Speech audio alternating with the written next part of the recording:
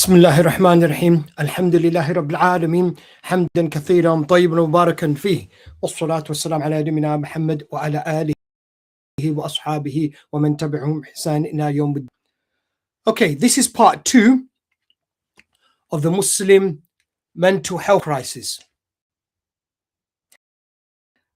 In part 1, we until the best Raaqi for the patient is their parents. So that's what we're going to start with from today. So if you scroll down on the link which I've given you before in the first part 1, you'll scroll down and you'll come to the point where the heading, the best Raaqi for the patient is their parent.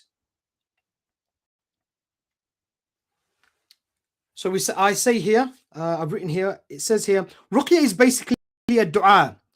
So the parents' Ruqya for their son or daughter is more accepted by Allah than the non-parent Raaqi. And this is because of the hadith. And I give you the hadith there. The Nabi Sallallahu Alaihi Wasallam said, 3 prayers are undoubtedly answered. The prayer of the one who is wronged, the prayer of the traveler, and the prayer of the parent for his child. Now we know for a fact that if you include the evidence of this evidence is quite clear hadith. I mean, we don't have to give you any other evidence really. That's enough because Ruqya is basically a dua. But on top of this evidence, we have the experience, patients, the parent as the Raaqi, and just who has no relation to the patient. We have seen from experience that the parent who is a Raaqi, their Ruqya is much stronger on the patient than a Raaqi, like for myself, for instance. You see. Now, one of the reasons for that is because the concern that parent, obviously the hadith is number 1, but you can tell the other part of that is the connection or that sincerity that parent has for their child. It's their child. So they're going to be obviously emotionally connected with this child. A Raaqi who's not related to the patient is not going to have that connection. So the Raaqi can never really get onto that level of asking Allah to help that person. That can only really be done by the parent or another relative, you see. So no Raaqi in the world can beat the Ruqya of a pious parent for their child. As I say in point number 2 here, that's clear. If that's your parent and they're reading on you, that Ruqya is much better for you than a Raaqi such as myself reading on you, because of that connection that patient, that Raaqi has for you, you know. Now, the Raaqi's job should primarily be training people so they can self-Ruqya and do Ruqya of their families. That's what their job is. That's their primary role, really. It shouldn't be really a job. Now, you can be a hijamist, and we've seen that in the fiqh books. If you look in the old fiqh books of our the Ummah, you see that hijamist is a profession. But Raaqi as a profession is not really there. So the Raaqi basically is just like should just be really, it's not something that you should take up as a profession, really. You know, it's something that you should just be giving people advice and telling them what to do and explaining things to them. But really to take it as a job, not really, and not really evidence for that, really. You know, the primary role of the Raaqi should be really training people and getting them to do their own self-Ruqya and not really relying on the Raaqi, you see, because it's something they can do themselves. They really don't need the Raaqi to read on them, because the best Ruqya you can do on yourself is reading on yourself, basically, without a Raaqi. Self-Ruqya is the best thing to do. Self-Ruqya is the best thing to do. Nobody can say that's not the case. You see, we know that that's actually the Sunnah. The Nabi Sallallahu Alaihi Wasallam never really asks for Ruqya. If Ruqya is offered to you, fine. But we find from the Sunnah that he Sallallahu Alaihi Wasallam did his own Ruqya, and that's what we should do. Okay, it's not some complicated science that you can't do the reading. It's just the reading. Once you understand the intentions and the Raaqi has explained to you what you need to do, what kind of intentions you need to read with, then that's it. You can do it yourself. You don't need the Raaqi's help there, you see. Point number 4 here, it says sins of the parents causing jinn problems for children below puberty. Yes, that can happen. We have seen that again from experience. I've had a case where a father having problems with his child, and he knows the child had some issue with Ain. And he was saying to me that Saeed, the ruqya in the child is not working. What should I do? And I said, wow, it should usually work, because the issue of sins from themselves, because it's a child below puberty, so we shouldn't really have a problem here. But he said to me, no, I've got a problem. It's not working, Saeed. So I said to him, what about yourself, brother? Are you still sinning? Are you still doing that sin that you were doing before? And I think it was smoking. And he said, yeah, I'm still doing it. I said, that's your reason. You need to stop smoking, brother. And obviously cut out any other sin that you might be doing. Once he did that, the ruqya worked. And he got back to me and said, yes, Saeed, the ruqya is working now, alhamdulillah. So we know that the parent must keep away from sins themselves, okay? So if the parent has got some sins, then the ruqya is not going to work. And sometimes, I have to be honest here, sometimes it seems that the parents, sometimes their sins, Allah might punish the parents through putting their child through problems. We've seen this from experience. So the child is blameless, got no sins, okay? But the parent, okay, because of their sins, okay, then some issues, you find that the child has some jinn problems. And the reason why the child's got the jinn problems is kind of a punishment for the parents. This child is blameless. There's no sin on the patient, you see. So how do you solve that problem? Well, tell the parents to stop sinning, and then you'll see the child improve, you see, because the child is in a manner. It's a trust from Allah subhanahu wa ta'ala. If you're not keeping your trust and taking care of the child, Allah might take the child away from you. And that's one of the reasons why I believe sometimes you find children dying at a very young age. It's because of the sins of the parents. These parents don't deserve that child. Okay, and if that child probably grows up in their care, that they might take that child to the hellfire with them. So then Allah subhanahu wa ta'ala gets rid of that child and takes the child straight to paradise, basically. You see. So we've seen that from experience. So the parents have to keep away from sins. The parents have to keep away from sins. And that's one of the areas I do look at when I've got parents complaining about some issue with their child. I say, okay, what about your situation, brother or sister? Oh yeah, we're not praying, we're not doing anything like this. I said, you need to solve these problems. You need to start praying and fearing Allah subhanahu wa ta'ala, and then we will see maybe your situation, your child will improve, you see. And once they do that, you'll see your child improve. Now, the sins of the parents as well, number 5 here, sins of the parents causing the parents' ruqya for their son or daughter to be weak. Yes, so the ruqya won't work if the parent has got sins. Okay, the ruqya of the parent won't work if they've got sins. So if they've got sins, make sure you get rid of all of your sins and then read on your child. Okay. Number 6, from the Quran, all you need to know to be a Raaqi is Surah Fatiha, Falaq and Nas. That's it. You don't need anything else, which very surprising for a lot of people when they hear this. They think that you need to have memorized all of the Quran. In reality, no, you don't need this. All you need is Fatiha, Falaq and Nas, and that's all I read on my patients. I don't read anything else on them. I used to read maybe Ayatul Kursi, the last 2 ayahs of Baqarah and Surah Ikhlas, but I actually stopped doing that now, and I just stick to these. We have clear evidence that Fatiha is a ruqya and Falaq and Nas is used for ruqya from the Sunnah. These are enough. What you need to learn is the intentions, but this is the only part of the Quran you need. So when you're reading in your family, I would or people, what I use is Fatiha, maybe 7 pairs of Fatiha, and then Falaq and Nas, 7 pairs of Falaq and Nas, depending on what I'm doing, diagnosis or treatment. Okay, it's just Fatiha and Falaq and Nas. That's all I do. On my own self, when I'm doing my own ruqya, I would just use Falaq and Nas. I wouldn't use anything else. You see, so that's all you need, and that's clear. Nobody can really say to you that's wrong, and that you need other. If somebody wants to use other parts of Quran, you can do that. But this one I'm showing you here is sufficient. You don't need anything else. And that just proves to you how ruqya is easy. What's happened, sadly, is people have made it into a complicated, made something into something complicated where only specialist people can do. And that's why you find a lot of people phoning around. Do you know a Raaqi? Do you know a Raaqi? When in reality, you don't need a Raaqi. People can do their own ruqya once they've understood the intentions. And that's the main thing here, is the intentions. Once you've got those intentions, they can read on anybody, your family member, yourself, or people outside of your own family. So let's move on to the next section here.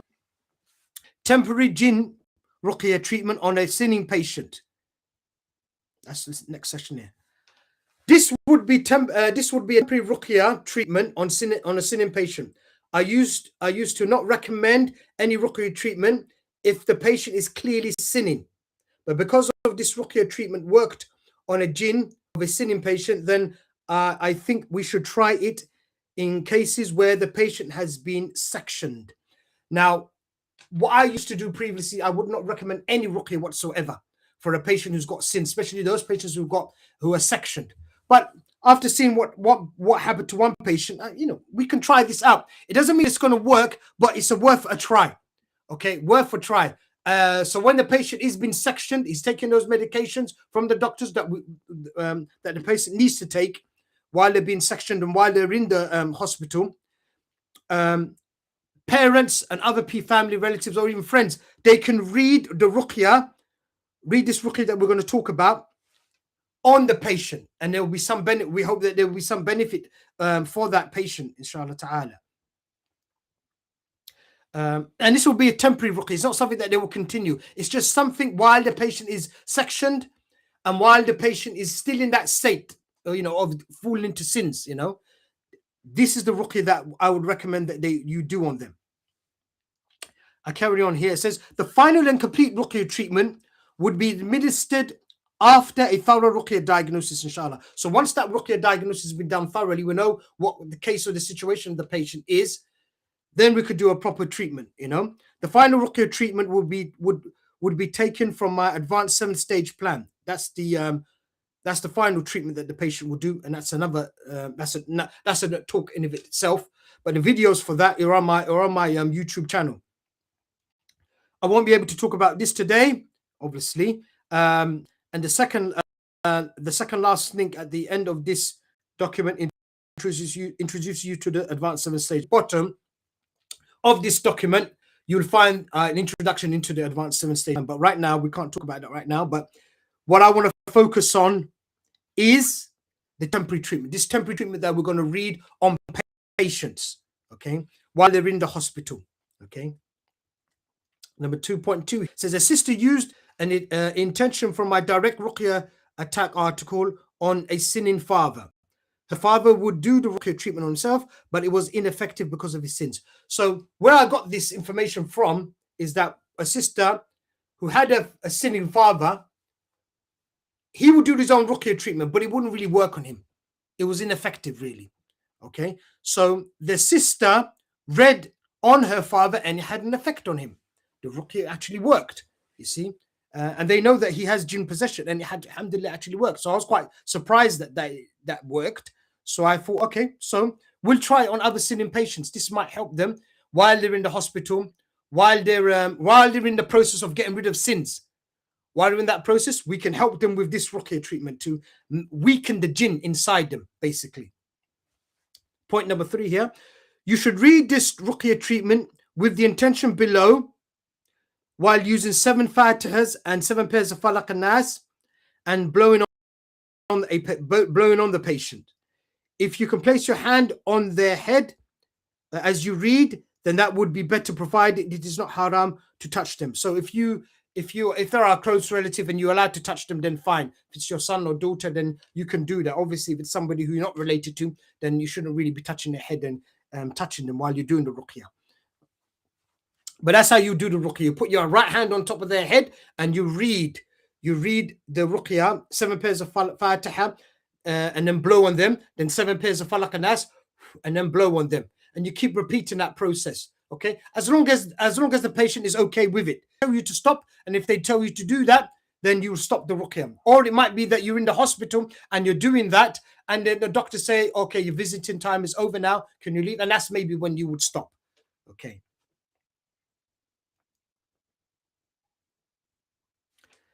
Another point here, number 4 here, getting the right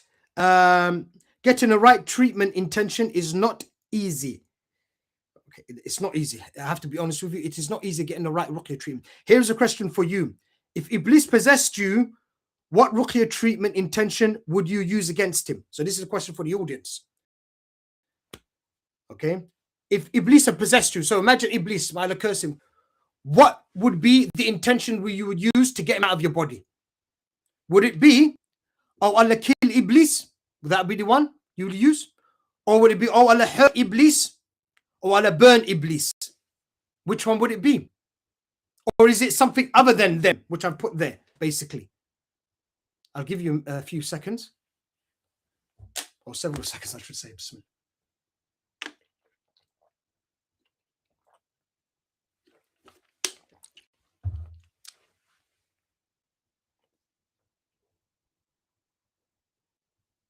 So what do you think it would be? Can we say, oh Allah kill Iblis? Will it work?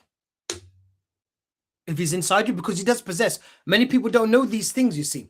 Iblis is just not sitting on his throne and keeping away from us, basically. He's very busy, especially with the pious Muslims. He's very busy.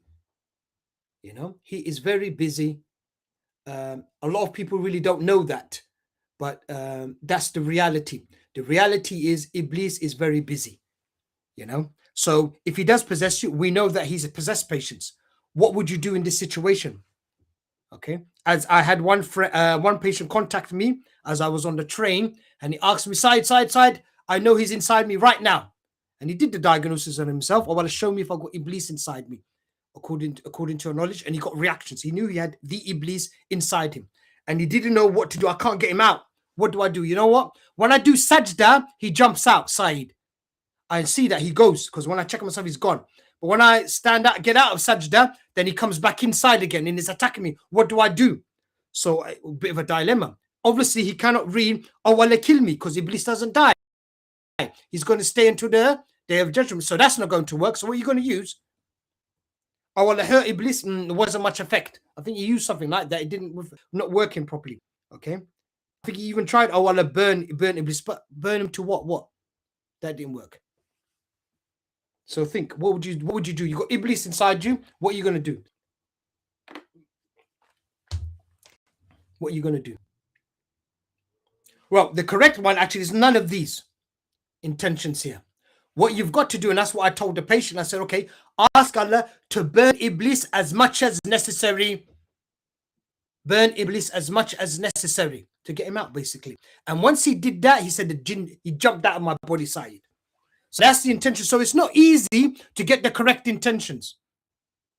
Its intention is not so much the eye of the Quran. So you find a lot of Raaqis focusing, oh, this eye, this eye, this eye. No, it's not really the ayahs. All you need for Ruqya is Fatiha, Falaq and Nas. What's important is, and I've seen from experience, is the intention you use. That's the key here. That's the key. Not so much the ayahs of the Quran. It is the intention. That's the main thing you have to do. You have to get right. Once you get the intention right, then the ruqya works, you see. So once I gave that patient that intention, then Iblis, may Allah curse him, jumped out of his body. Alhamdulillah. Number 5 here. Sins of the patient and Raaqi can affect how successful the ruqya treatment or ruqya diagnosis is. But because of the above experience of the sister, we will try this ruqya treatment on a sinning patient. Yes, as I've said many times, the sins of the Raaqi and the sins of the patient, it really affects the ruqya. We find that it doesn't really work in general, the ruqya. But because of this experience with this sister, that this actually ruqya worked, and that might be the fact that the Raaqi themselves are not, the sister, she's not sinning. Okay, she's not sinning. She's got a good intention. Okay, and she read on her father who's sinning. That's why probably this ruqya worked for her. The fact that she hasn't got sins herself, and then she had the correct intention, because it's difficult to have the right intention. She had the good intention. Okay, the intention was good, and then she read on her father and it worked. Alhamdulillah. Okay. Number 6 here. If the patient doesn't want the ruqya because of fear or because they don't believe they have jinn possession, then it doesn't work. Then I say here the story of the sister taking her husband to a Raaqi. Yeah. So let's just repeat that point again. If the patient doesn't want ruqya, so the patient doesn't, okay, the patient doesn't want it because of fear. So they're scared of the ruqya. You find a lot of sisters are like this. So when you want to read the ruqya on them, they sort of say, no, I don't want to know. I don't want to know. Do you want to do ruqya diagnosis to see if they've got jinn possession? They're just too scared. They don't want to know about it. They don't want to know if they've got jinn possession. So they're basically just very apprehensive. You know, they start having a panic attack, and then they basically don't want the ruqya. When you read on them, you find that it doesn't work. And when you talk to the sister, you find before the ruqya, you find that it sounds like she's got jinn possession. But when you read on her, there's no symptoms, no nothing, no reactions. And then you say, okay, sister, maybe sister, you haven't got anything. But then when you investigate and ask her, did you really want the ruqya, sister? And then she'll turn around and say, no, you know what, brother, really, I didn't really want it. I was just too scared. I didn't want to know if I had jinn or not. So I really didn't want the ruqya. So therefore, in that sort of situation, the ruqya won't work. The same applies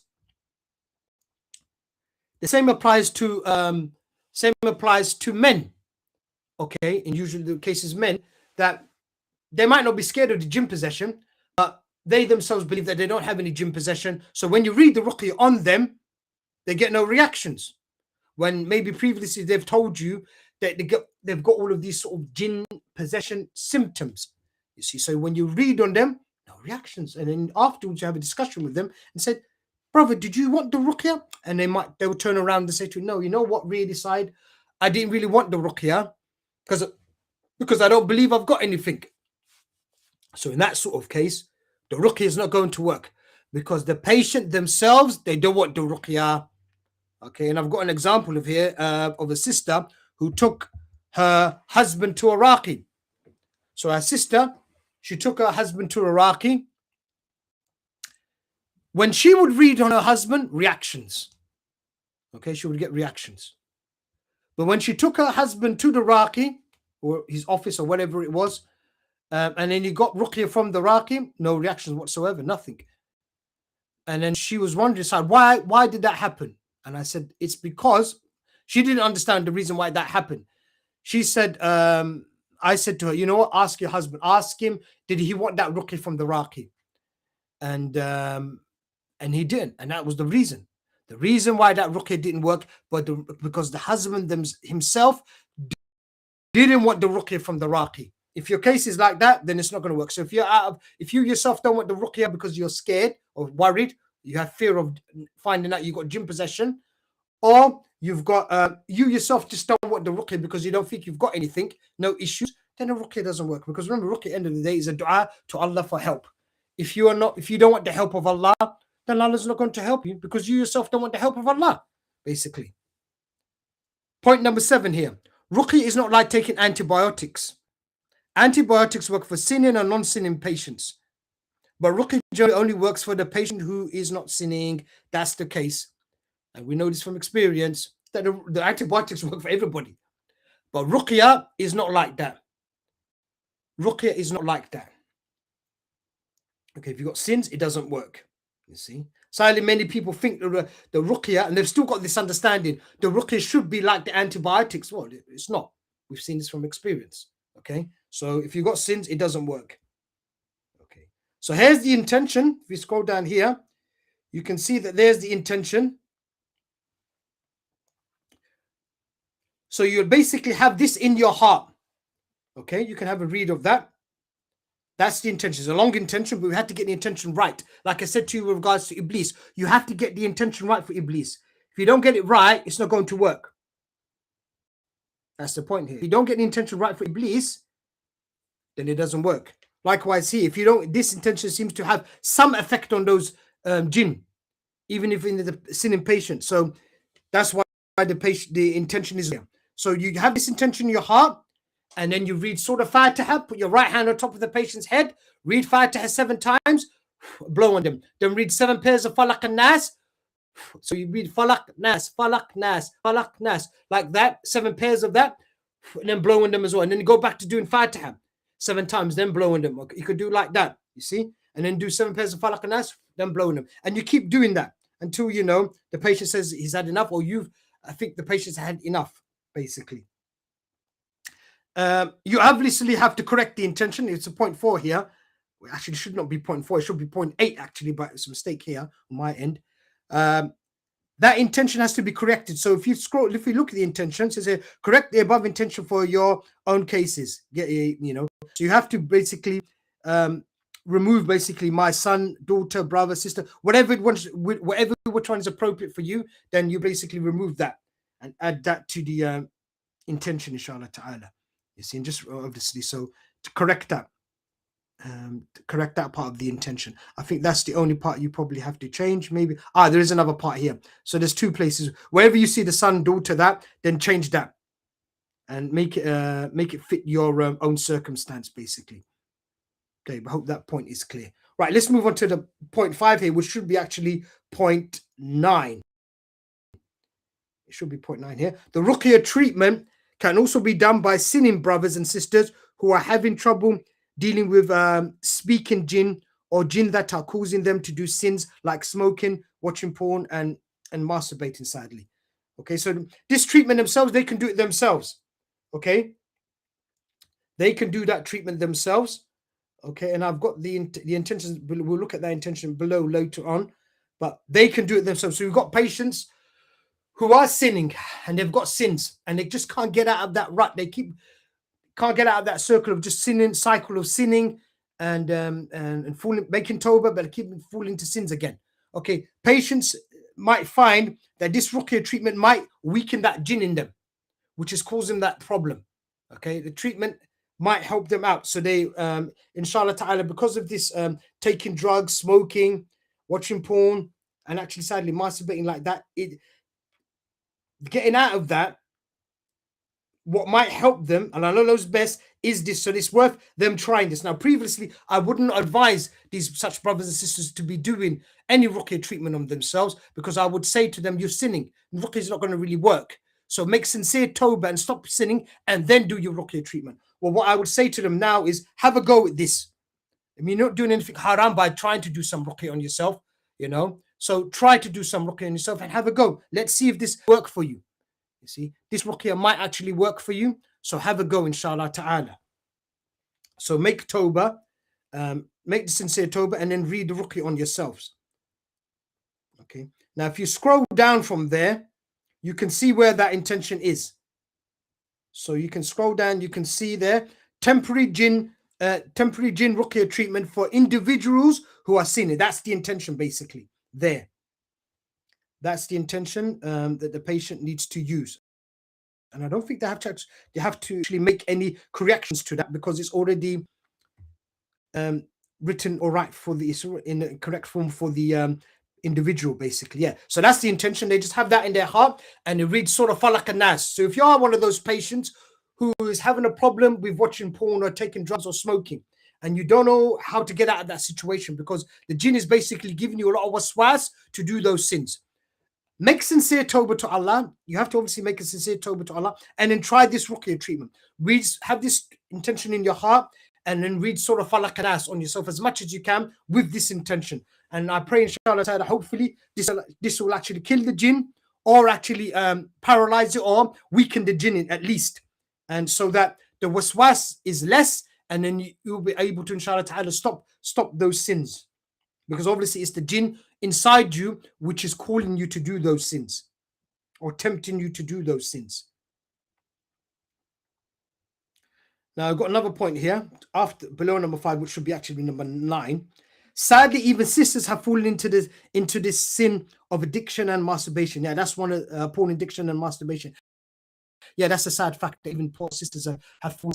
Obviously, there's more people who are doing this, okay? But there are poor sisters, and I mentioned this so that poor sisters who are doing this realize that sisters are all doing this, and they don't feel alone, basically. Yeah, I mean, that's the only reason I mentioned is that the majority of the people who fall into that sin of porn, masturbation, porn addiction, it's brothers, basically, mostly. But some sisters do fall in it, and because you don't hear too much about it. And the reason I'm mentioning it here, so the sisters don't feel alone. Basically, they realize, I'm not an evil person. I do. There are other sisters who are falling into this as well. Yes, they do fall into it. Sadly, there are other sisters as well. So you're not alone, sister. If you've got this sin, you see, you know, right. And that what basically that is. Just going off the topic a little bit, what that is, that could be what we call like ashik jinn, or what is lover jinn, okay, who are in love with you and they force you to actually masturbate because they themselves get pleasure from that. That's what's happening there. Okay, so get involved in that, okay, because they themselves, they're inside you, they get pleasure from that as well, basically. Right.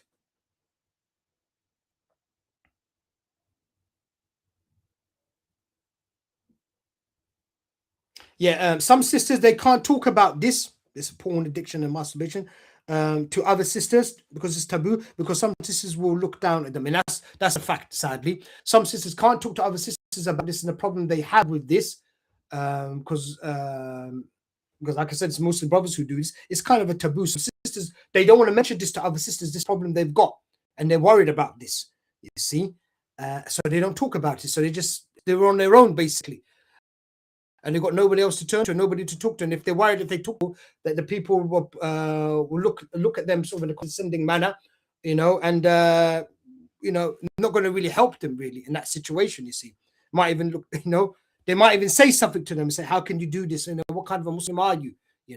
Sadly. Similar experience with brothers and sisters who get homosexual feelings as well. Yes, and there will be brothers and sisters who get these homosexual feelings. This is normal, amongst the patients is normal. You will get this waswas, okay? This is very common. So brothers and sisters shouldn't be embarrassed or think that they are something, there's something wrong with them if they get homosexual feelings. Yeah, that's just waswas. You just got to ignore it. You get these feelings. It doesn't mean there's anything wrong with you. Brothers and sisters, sadly, they get they get shocked when they get these feelings and they think that there's actually something wrong with them. No, this is quite normal that you will get this waswas. What I suggest that you do, you have to seek refuge in Allah from it, and don't ponder on it too much, because if the jinn see you that is an effect and you don't know that it's waswas, then they'll just keep doing it. They'll just keep giving you that waswas because it sees that it's affecting you. So once you feel it, you're just supposed to say, "A'udhu billahi minash shaitanir rajim," ignore it. And inshallah ta'ala, it won't come back. They might try a few more times, but once they see that you're no longer reacting to the waswas, then the jinn will move on to something else. They won't bother you with that because they're not going to waste their time. They want to find something which is going to affect you. So the reason why it continues for some poor brothers and sisters is because they keep pondering, "Oh no, does that mean I'm homosexual? What's going on here? Why do I keep getting this feeling?" Well, you've got to do your job first of all, is recognize this is waswas. This obviously cannot come from your natural sort of fitrah. It's not coming from you. So where's it coming from? It's from the shaitan. Allah didn't create us with these feelings. It's not part of our fitrah. So we know it's something, this is not normal. So what you've got to do there, you've got to fight it, ignore it. Don't listen to it. And reject it, basically. Once you do that and recognize that it's waswas, then it will go away. But if you don't recognize it as waswas and you start thinking about it, okay, then it will continue. And the jinn is not going to leave you alone. You see, so your job is to basically forget about it. This is even true for incest feelings. Okay, yeah, the same fact with incest feelings. So you might find brothers and sisters, they might have some feelings towards their sister or their brother or their daughter or their mother even, or another relative, close relative, okay, which is haram to them, okay? And they may get some feelings, so you just got to ignore it. Once you recognize that this is haram and this is coming from the shaitan, then it will go away. But if you just ponder and leave it alone, then you've got problems, you see, okay? Then I mentioned a story here. I remember a brother complained to a sheikh about sexual feelings for his own mother. To counter these feelings, the brother used to verbally abuse or mistreat his mother, because when he did this abuse or mistreatment to his mother, basically the incest feelings subsided. So that's what was happening one particular brother. And some YouTube channel I was watching where the brother actually calls into the sheikh and asks, complains about, and this is what I'm feeling. Is it okay to mistreat my mother, basically? Because that's when I feel better. So he's getting these crazy feelings for his own mother. It's all waswas. That's the main thing. Sadly, the brother didn't recognize that this was waswas. You see, he didn't recognize that this is waswas, and probably from the possessing jinn. You see, he didn't recognize it was waswas. He didn't say "A'udhu billahi shaitanir rajim" and just ignore it. What happened to it? He felt like he had to actually abuse his. When he started abusing his wife, abusing his mother, then he felt better. And that's just basically a trap from the shaitan, basically, you know. And that's when the feelings subsided. So what's happened there? The jinn has given him the feelings, all right? To counteract these feelings, what does he do? Abuse his mother, and then the feelings go down. So he's done a haram to get rid of those feelings, you see. All right? So, and that's the trap of the shaitan there. He's just falling into. Okay. Opinion, this is a jinn from sihr, need you to continuously do sins, even if small, so they can carry on with their mission. So basically, what has happened, is my opinion, I believe that poor brother's got a jinn from sihr. Okay, now the jinn from sihr, what do they need? They need you to do sins so they can take control of you. Okay, and that's when they can make you do have control of your feelings, have control of your body, and make you do certain things like a divorce. So in that sort of situation, the jinn can manifest itself and just pronounce maybe a divorce. So or do something, attack someone or whatever. You know, some jinn maybe have been you know, some people have sihr to kill their wife, for instance, or somebody, for instance, or their children. And you find that a jinn will go inside the person, they make them sin, keep making them sin, and then they'll get to a point where the jinn can manifest, take full control of the person, then basically grab a knife and then kill the child, kill his child, basically. That's what the jinn can do. So in order to get to that sort of situation, they need you to sin. So in this situation with this poor brother who had these incest feelings for his mother, that's what you probably have, a jinn from sihr in person to sin. So how is it going to make him sin? Well, that's one way of making a person sin. Give him the incest feeling. He doesn't know what to do. He gets angry with his mother, in thinking that his mother is trying to arouse him or something like this, rubbish. Okay, and he wants to counteract that by abusing his mother, and he feels better probably by when he feels a little bit better. The incest feeling disappears when he does that. So speaking, this is the only solution I've got to keep away from to keep these incest feelings away from me. But by doing that, he's fallen into sin, and by doing that, the jinn has more power over him. You see, the jinn has more power, so he's not really improved this situation, sadly. You know. Yeah, and then when I looked at the comment section of this video, you see that there's some people comment there, oh, this person's very evil. How could he have these incest feelings towards his mother? People don't have absolutely no clue of what waswas is. Jinns can actually create feelings inside you to love someone, to hate someone, to disbelieve in Allah. Feelings, they create these feelings in you, okay, and emotions inside you, okay, and pretend to be yourself with like I said earlier in the part one, an impersonating whisper. You see, to pretend to be you. You see, and when you look at the comment section, people blame him for those feelings. He's got absolutely no blame for those feelings. The feelings are from waswas. And what I was saying, if you're some patient, and we've seen from things like this from experience, when people are like this and you put somebody down for something like that, which they have no blame for, the problem will come back to you. You'll find yourself in that sort of situation where you have sort of feelings of incest feelings for your mother. You might be punished or tested with that. You see, so in that situation, they didn't really give him any advice, sadly. You know. Dave. Then what I've put here, I've put a link to my article, The Waswas and the Possessing Jinn, because really, that's what people need to study. Need to study this article so you can actually recognize waswas for what it is. Once you recognize waswas, then you won't have problems with these sort of things. You'll be able to deal with these situations very easily. You know. Right. If you scroll down, there's the intention for temporary jinn ruqya treatment for individuals who are sinning, like we looked at earlier. There is intention. You have that intention in your heart, and you just keep reading Surah Falaq and Nas, and hopefully by doing that, it will get rid of these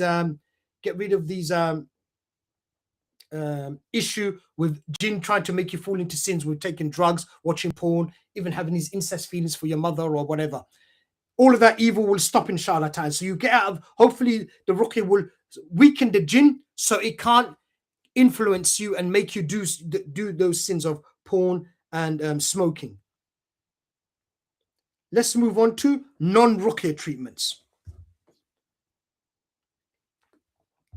Okay, non-ruqya treatments. Okay, and I put a link here for my ruqya soup ingredients. Basically, there's basically, if you click onto that link, you will find a list of ingredients of things that I have found affect the jinn naturally, without actually reading ruqya on these ingredients. Those ingredients there affect the jinn. Okay, experience that then these medicines that these doctors are using, then some of them are natural. I do believe some of them are natural. Some of them might be synthetic. Okay, but they have an effect on the jinn, and that's why they're able to stop the jinn causing panic attacks, anxiety, and actually affecting the jinn, so they can get the patient out of psychosis, basically. Okay, so things do affect the jinn. Okay, so what these ingredients are, something similar in the sense that they affect the jinn, that have some sort of positive effect on the jinn and stop the jinn doing certain things. The jinns don't like this ruqya soup ingredients. When I put them into a paste and apply it to patients, you find that the jinn doesn't like it. Alhamdulillah.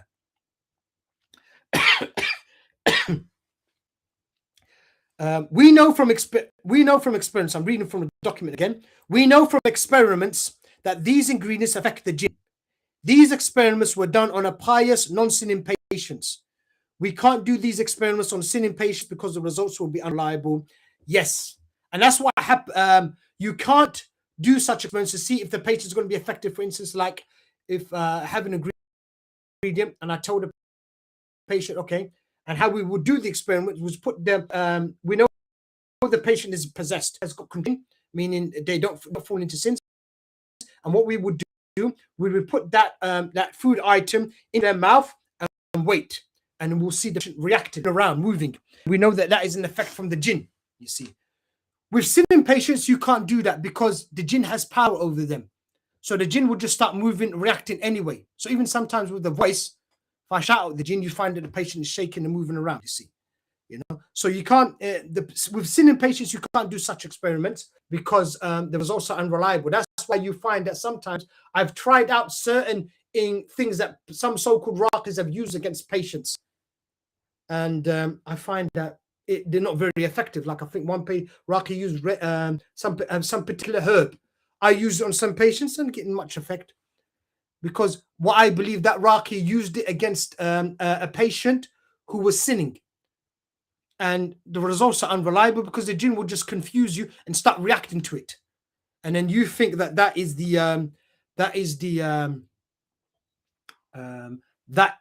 item is effective, and in reality it's not. It's just because the patient was the jinn in the patient has got power, so it can confuse your results. It has power to play around with your with anything. So if you put something, even if you just put water in there, plain water, okay, and then you'll see the jinn reacting to that, you see. And then you'll think that, okay, all plain water, the jinn can be affected by plain water, which is not correct. The only water we've seen that the jinn do get affected by is Zamzam water. On its own, with no ruqya on it, the jinn do not like Zamzam water, you see. So all of the experiments we've done here on jinn, on these food items, it's been done on people who had their jinn under control, because obviously they give you reliable results. Ruqya treatment, these ingredients in of themselves affect the jinn.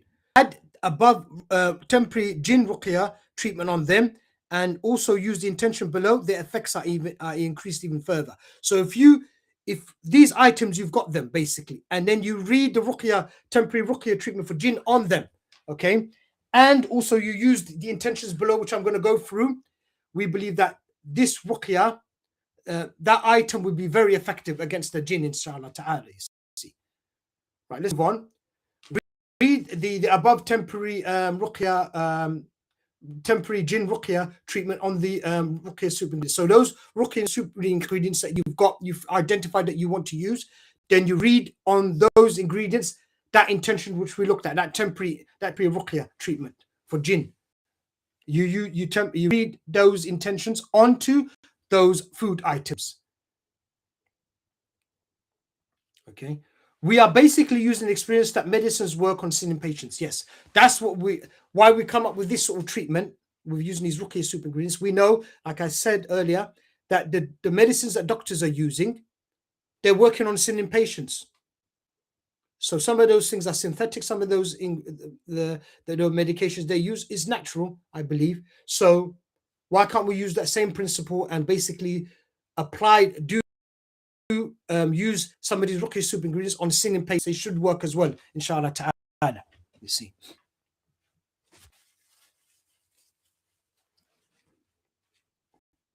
Okay, then you got some intentions. The intention for preparing food for patient with Ruqya soup. So you got an intention here. You use this intention basically preparing or getting the food.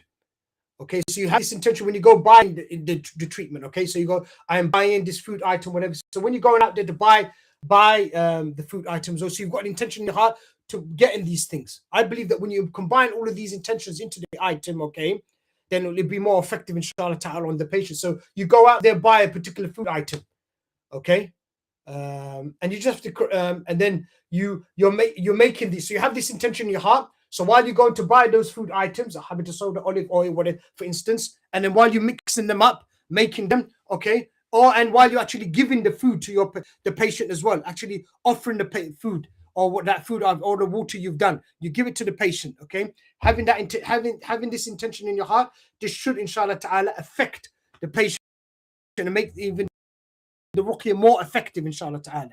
So the food item itself, in of itself, before any ruqya treatment is done on it. Then you put the temporary ruqya treatment for jinn on it, which we talked about earlier. And then on top of that, you have this intention in your heart while you're giving the food item to that patient, you see. Okay, this will have an effect. And you have this intention when you buy the item and when you're making it up as well, you see. A here, I says, I believe that the correct intentions have a great effect on the jinn. So when you go buy the ruqya soup ingredients, have this intention. That's it. Have this intention in your heart while you go buy it, okay? And when you're preparing the food, drink with the ruqya, have the above intentions. So you have those intentions when you buy the item and when you're preparing the food as well. Number B here, correct the intention for your own case as you did in the above intention. So just obviously correct the intention where you need to when you're buying it, when you're doing this for your son, where I mean my son, brother, sister, obviously correct that area, correct that part, and remove the etc. And maybe if it's for your son, then just have son there, remove daughter, brother, sister, and etc. etc. Remove that. Okay, so correct it for your own particular case.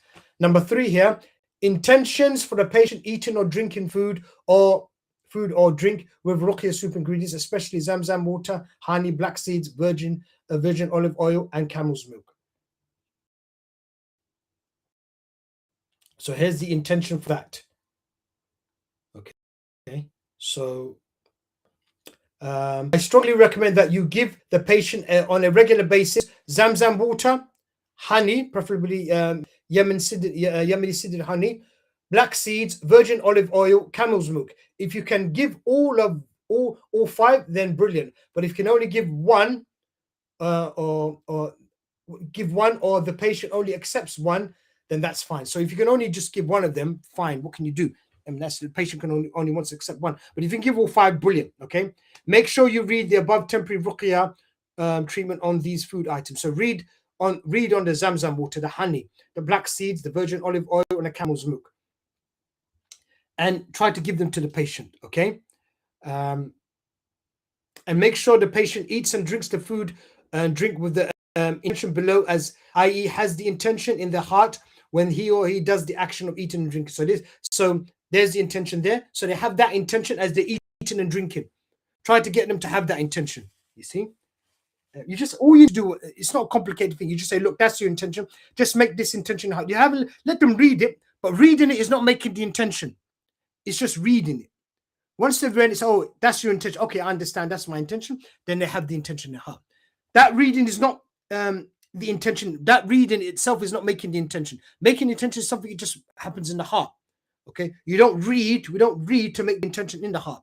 Okay, you could just show them intention. Look, I want you to make this intention. So they have a read of it, so they know they're not doing any shirk or anything haram. Let them read it. There's no problem. Or you can read it out to them. Once they've understood it, say, okay, yeah, that's going to be my intention. Yes, that's your intention. Then he drinks the zamzam water or the honey and takes the black seeds oil or olive oil with this intention in their heart, basically. We found that when you do these kind of actions, it just makes the treatment much stronger. The treatment becomes much stronger because you're taking the food item with intention, not just taking honey. And maybe that's one of the reasons why it works for a lot of people. Black seeds don't work. A lot of people just eat honey without even having an intention in it. So we have people maybe having honey in the morning for their toast every day. But because you're not making any intention to take this honey with the intention of curing your problem or issue you have, maybe that doesn't work because you're not making any intentions for it. You're just taking the honey as breakfast, basically. Okay, so that's maybe one of the reasons why it doesn't work. Okay, next point here is hijama. Right. So hijama is another intention that you can try and do, you see.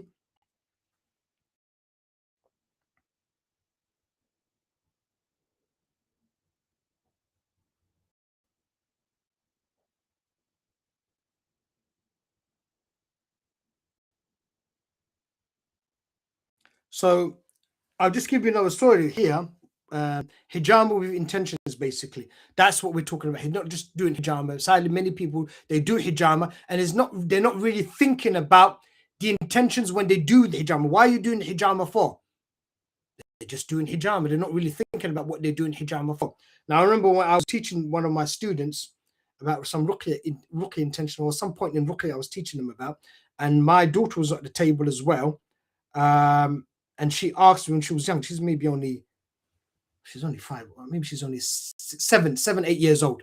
And she asked me, she saw me talking to my patient, and I'm telling the patient about some point in ruqya, and the patient, I was telling them something, and my daughter butted in basically and interrupted us and just said, Dad, you keep talking about intentions for ruqya. I said, yeah, darling, it's very important. You've got to have the right intentions. If you don't have the intentions for ruqya, it doesn't work. The whole point is the intentions. That's where the issue, that's the main crux of it. That is the main issue. It's the intention. It's not the Quranic ayah people using. It's the intention. You've got to have the right intention. If you don't have that, then ruqya doesn't work. Then she said to me, Dad, okay, if it's like that, then how come you don't make intentions for hijama? And I said to myself, look, my student as well said, right. Actually, she's right, isn't it? How come we don't think about intention we do hijama? And from there, subhanAllah, we developed the jet hijama treatment. And from that advice that she gave us, okay, it's one of the reasons why I got cured back in the day. When I first got my cure from my spiritual diseases in 2014, I got cured from hijama, basically. I did specific ruqya diagnosis to find out where the jinn was in my body, placed the cup there, hijama cup there, and then I took it out of my, it was in my chest area, and I took the jinn out, basically. With intentions, you see. Now, so I wouldn't have got my cure if my daughter didn't tell me about this, basically. And that just shows you that sometimes you can learn from people, and you shouldn't dismiss what people are saying to you. You see, you shouldn't dismiss. So you find that maybe sometimes the patients have a lot of knowledge regarding their particular issue, and you can learn from them. We don't just dismiss what patients do. Not even children. Don't even dismiss what a child says.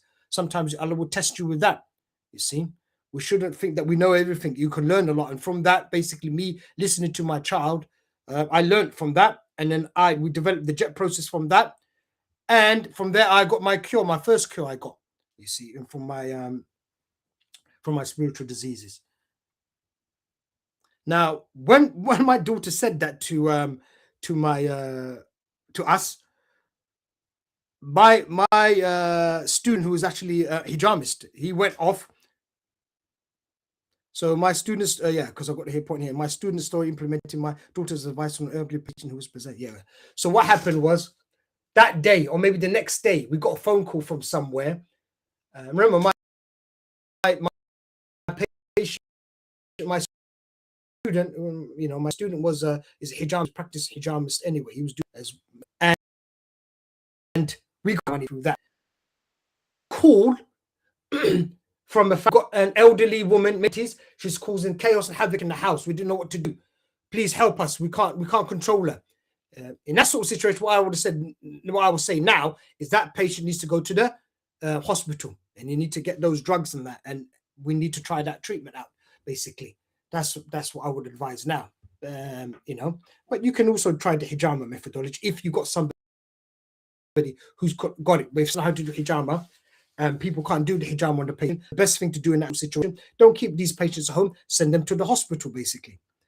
Anyway, my patient, they called us and they said, we've got an elderly woman causing the chaos and havoc in the house. We don't know what to do. We can't control her. We know it's the jinn because this is not our, this is not our relative, basically. What can you come and help us, please? They're probably thinking that they need ruqyah. In that situation, ruqyah is not going to, in general, ruqyah doesn't work in general in that situation. So I sent my patient, so the student went over there. And he said to me, that advice we talked about hijama, I think we did talk about it before he actually went there. I said, look, try the intention of drawing that jinn out with the intention, making intention to draw the jinn out, basically, see what happens. So he said he went over there, and the old woman is causing chaos and havoc. And then basically he said to the family, look, please just hold her down, and I just want to expose part of her back. I'm going to put the hijama cup there and just see if we can treat her, okay? And they said, okay, we'll do this. So they held her down, basically, and they held her down, and this was in Qatar, actually. It wasn't in the UK. This was in Qatar. So what they did, they held her down, and you can imagine she's making a lot of noise, screaming noise. So he said, I put the hijama cup on her. I pumped with that intention. And I did the cuts. And then he said, as he was doing it, as he put the cup on and he pumped, he said what he heard was, so he's the cuts and he's actually pumping now with the intention to pull the jinn out, basically, because they're making intention. Because as my daughter said, why don't you do hijama with intention? So he's got the intention of pulling the jinn out of that body, basically. So this is how he described it. He said she was making a lot of noise, and he sort of like pulled the jinn out. That's what the noise she sort of made, you see. And I said, wow, was it really like that? And he said, yes. And he sort of just took the jinn out of her, basically. And then she just came around and she was normal, you see. And I said, subhanAllah, so it does work. You've got to have intentions for hijama, you see. Right, D here, I say, get the doctor's permission before you do, get the doctor's permission for hijama first. Yes, you must get the doctor's permission. Do not do any hijama on the patient without getting the doctor's permission. Now, from what I remember, they do allow you to have these kind of treatments, NHS. They don't mind that. But you've got to get permission from the doctor, okay? Especially for children and people below the age of 18. You might have to check, you see. So don't do it without their permission, especially for teenagers, 15, 16, 17, 18. Yeah, you don't want to be accused of physically abusing the patient. Yeah, you don't want to be accused of anything. So work with the doctors when you do this. Speak to them and tell them you want to try hijama for your relative and see what the doctor says. Okay, get their permission, you see. Right. Point here, another point here. Remember, there are cases of Raaqis beating patients to death or severely injuring them, and they might think that if you might think that you're one of those. Yeah, you don't want the NHS staff to think that you're one of those sort of people who are doing those kind of treatments. People who believe that beating the patient, which is wrong, beating the patient, I don't agree with that. Using electric shocks, okay, injuring them, and they think the NHS staff start thinking that you're one of these sort of people who are doing this. Because sadly, people have died because of these kind of treatments. You see, people beating patients to death. So you don't want to be getting involved with that. You see, sadly. Point E here, try to do hijama on the Sunnah days, 17, 19, and 21st. That's what you want to try and do. You want to try and get do the hijama on those days because they are the Sunnah days of the month. Here's your intention for hijama. Okay. So if you know how to do hijama, this is the intention to use. Okay. And to correct the intention, so it applies to your particular case that you've got. All right. Again, you just have that intention in your heart from the beginning. Have that intention in your heart from the beginning and do the hijama. The whole hijama process you will have while you're doing the cuts, while you're pumping. you will have this in your heart, basically. So if we ask you why you're doing hijama, you have this intention in your heart. That's the reason you're doing hijama. And like I said, number D here, correct the above intention for your own particular case. Okay, remove, obviously, if it's for only your son, then obviously remove daughter, brother, sister, etc. Get rid of that, and correct the wherever you got that, correct it. I think I've got it in there. It's 3 places, so remove that. Okay, right. Number 5 here, don't use the laser pointer in the hospital or at home, even though it is very effective against jinn, as NHF staff may not agree, and they may stop you from treating your patient. Yes. Now, we know from experience that the laser pointer, green laser pointer, is very effective against jinn. We have seen this from experience. I've actually tried it on myself, and it's when I was, and it does have an effect on the jinn, you see. But what I would say here is don't use it. There's no need to use it, because once they realize you're doing something like that, they might upset the NHS staff and they might agree with it. They might not agree with it. So I think avoid it. Don't let them start thinking. I mean, we don't want them to have any negative thoughts regarding what you're doing for your relative. So don't do that. Even though I think it's a good treatment, okay. Even though I think it's a good treatment, and I think we could have done maybe more research on that issue and seeing how we could use lasers to help patients. You see, but what I would say here again, don't use it. For now, don't use it. You've got the other treatments that you could use on patients. Inshallah ta'ala. Let's move on to the next section here. Medicines from the doctors to help deal with the waswas from the jinn. Right. Point 1 here. I haven't heard any scholar saying it is haram to use these medicines such as lorazepam, diazepam, or antipsychotics or drugs. I've never heard any person saying that. When I was working in Qatar, they seem to be using that as well. Now, one of the wonderful things about living in a Muslim country, any Muslim country in general, wherever it is, because you've got scholars working with the governments, you find out you don't have to worry about when you go to the shops. Generally, everything is halal. You don't ask people when you go to the shop, Muslim shop, you're in a Muslim country, everything is halal. You can eat and drink as much as you want.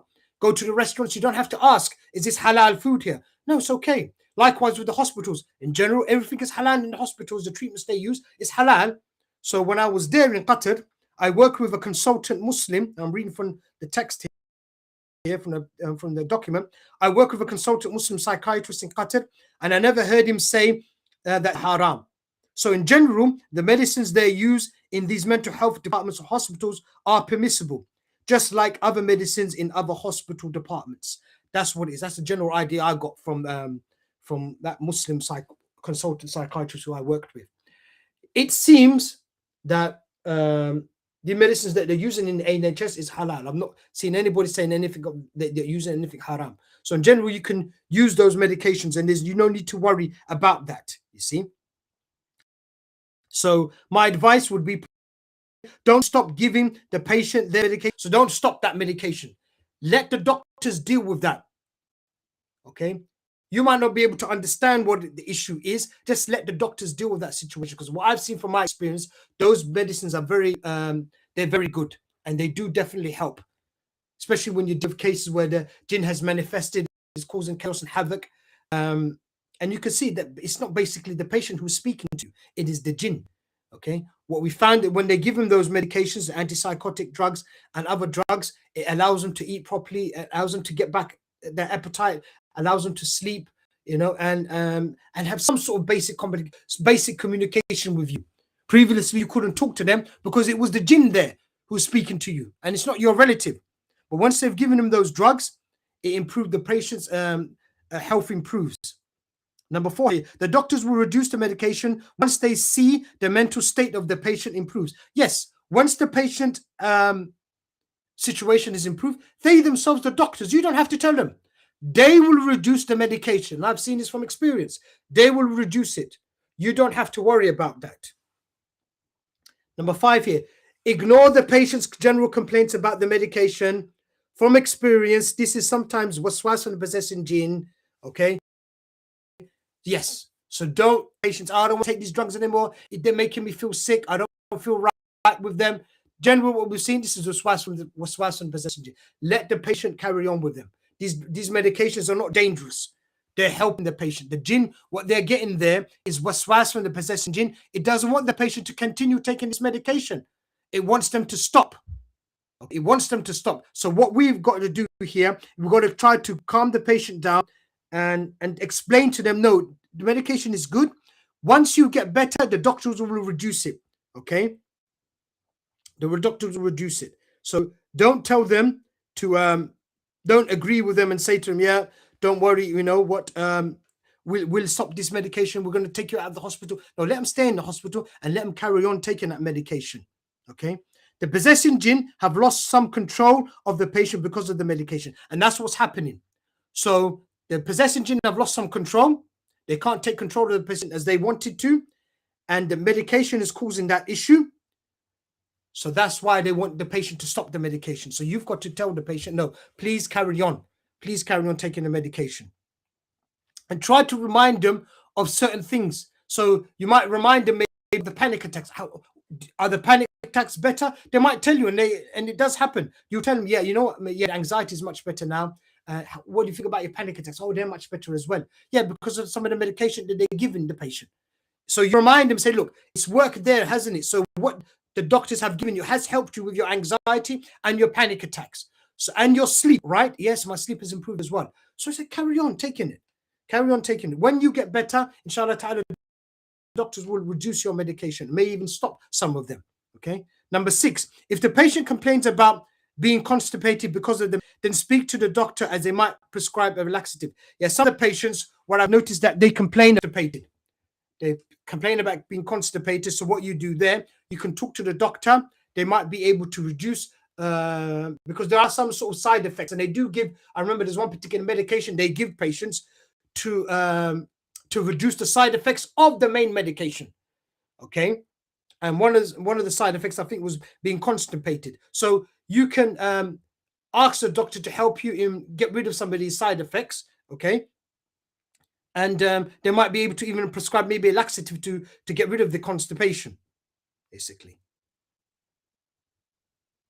Okay, number 7 here. Be prepared for the shock that you might get when seeing the state of the patient after they have been given potent sort of medication. Yes, you prepare yourself mentally when you're going to see it, because you might be shocked when you see this, you see. And why I'm telling you this is because I don't want you to immediately think, oh, this is disaster. This is not my son. This is not my daughter. This is not my brother. This is not my sister. And you'll even get waswas maybe from your own Qareen, trying to tell you to get this patient out of the hospital. No, leave them there. It's a shock. I'm telling you, that situation that they're in is much better than them being in your house and causing chaos and havoc in your house, breaking things, picking up maybe possibility of knives. It's much better for them to be in the hospital rather than being home with you, you see. Okay, so when you go in there, be prepared to see, be prepared. You'll be shocked when you see them. Okay, but you have to understand that's actually good for them, what was happening to them there. Okay, so you'll go in there and you'll see that their speech will be slurred, and they can't really speak properly. They'll be speaking like, no, yeah, I want the tongue is like, you know, they can't speak properly.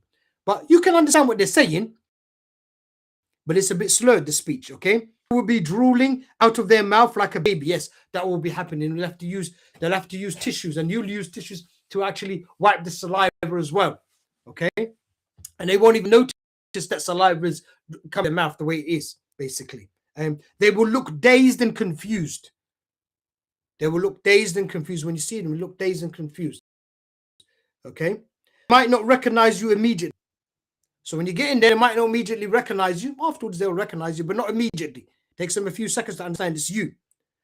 They won't be able to walk properly. Yes, they might be. They might not be able to walk unaided. They might need some help. You know, going through a door or whatever, going through small gaps, and between two chairs, between the chair and the table, they might need some help, even standing up. Okay, that might be okay. They might not be able to hold things in their hands firmly, e.g. spoon or cup. Yeah, they might not be able to hold a glass of water. You might have to help them drink the water, basically. You know, you might give them some sweets or something like that, and they can't hold it. You might try to give them the phone, or might try and give them a pen, and it just drops out of their hands. Okay. Okay. But the good news, okay, good news that this state will end once the patient improves. Okay, once the patient improves, I've seen patients going through this. It looks like sadly some people, when they look at them, that there's no hope for them. Some people think like that, but no, there's hope. Have hope in Allah subhanahu wa ta'ala. Well, I've seen that patients are in that sort of state, and then alhamdulillah, have these hospitals at the end, you see. Don't be tempted to take the patient out of the hospital because of their state under medication. The hospital is the safest place for them right now. Yes, so leave them in the hospitals. Don't think about taking them out. No, we want to take them out. And maybe some of the doctors, they might want you to take them out, to be honest. And it might be really well, you'll be helping us, maybe the doctors will say, because we've got people who need to be on the wait list. They might they might accept your offer of you taking them home. So my advice to you, okay, would be to leave them in the hospital. Leave them in the hospital until there is a big improvement. Okay. And the doctors will let you know that. You know when it is, when the doctors talk to you, because they'll have regular meetings with the patient and yourselves. Okay. And you'll see the patient improve. And the doctor would know when to allow them home with home visits. When they start giving them, that's when you know that the patient has improved, really. Yeah. So right now, though, let them stay there. Okay. They're not really in a state to come home anyway. They can't stand up properly. They might have difficulty going to the toilet. Okay. Feeding problems as well. Okay. The best place for them now, when they're under that kind of medication, is to stay in the hospital. Okay. Is for them to stay in the hospital. So don't think, and don't be tempted to think that you need to take the patient out of the hospital. Trust me, leave the patient in there. Okay? Put your trust in Allah and let the patient stay in there. The best place for them right now is the hospital. Okay? From all of my patients that I've had who end up being in hospital and we need to take them out, I've not had a case where the patient has, died in the hospital because of what the NHS have done to them. No, it's not happened. Far from it. What them being in the hospital has been very beneficial to them.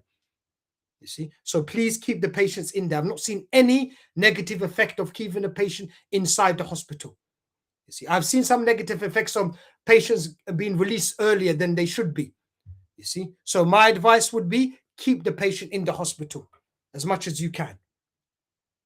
Right, let's move on to the next part here, the document.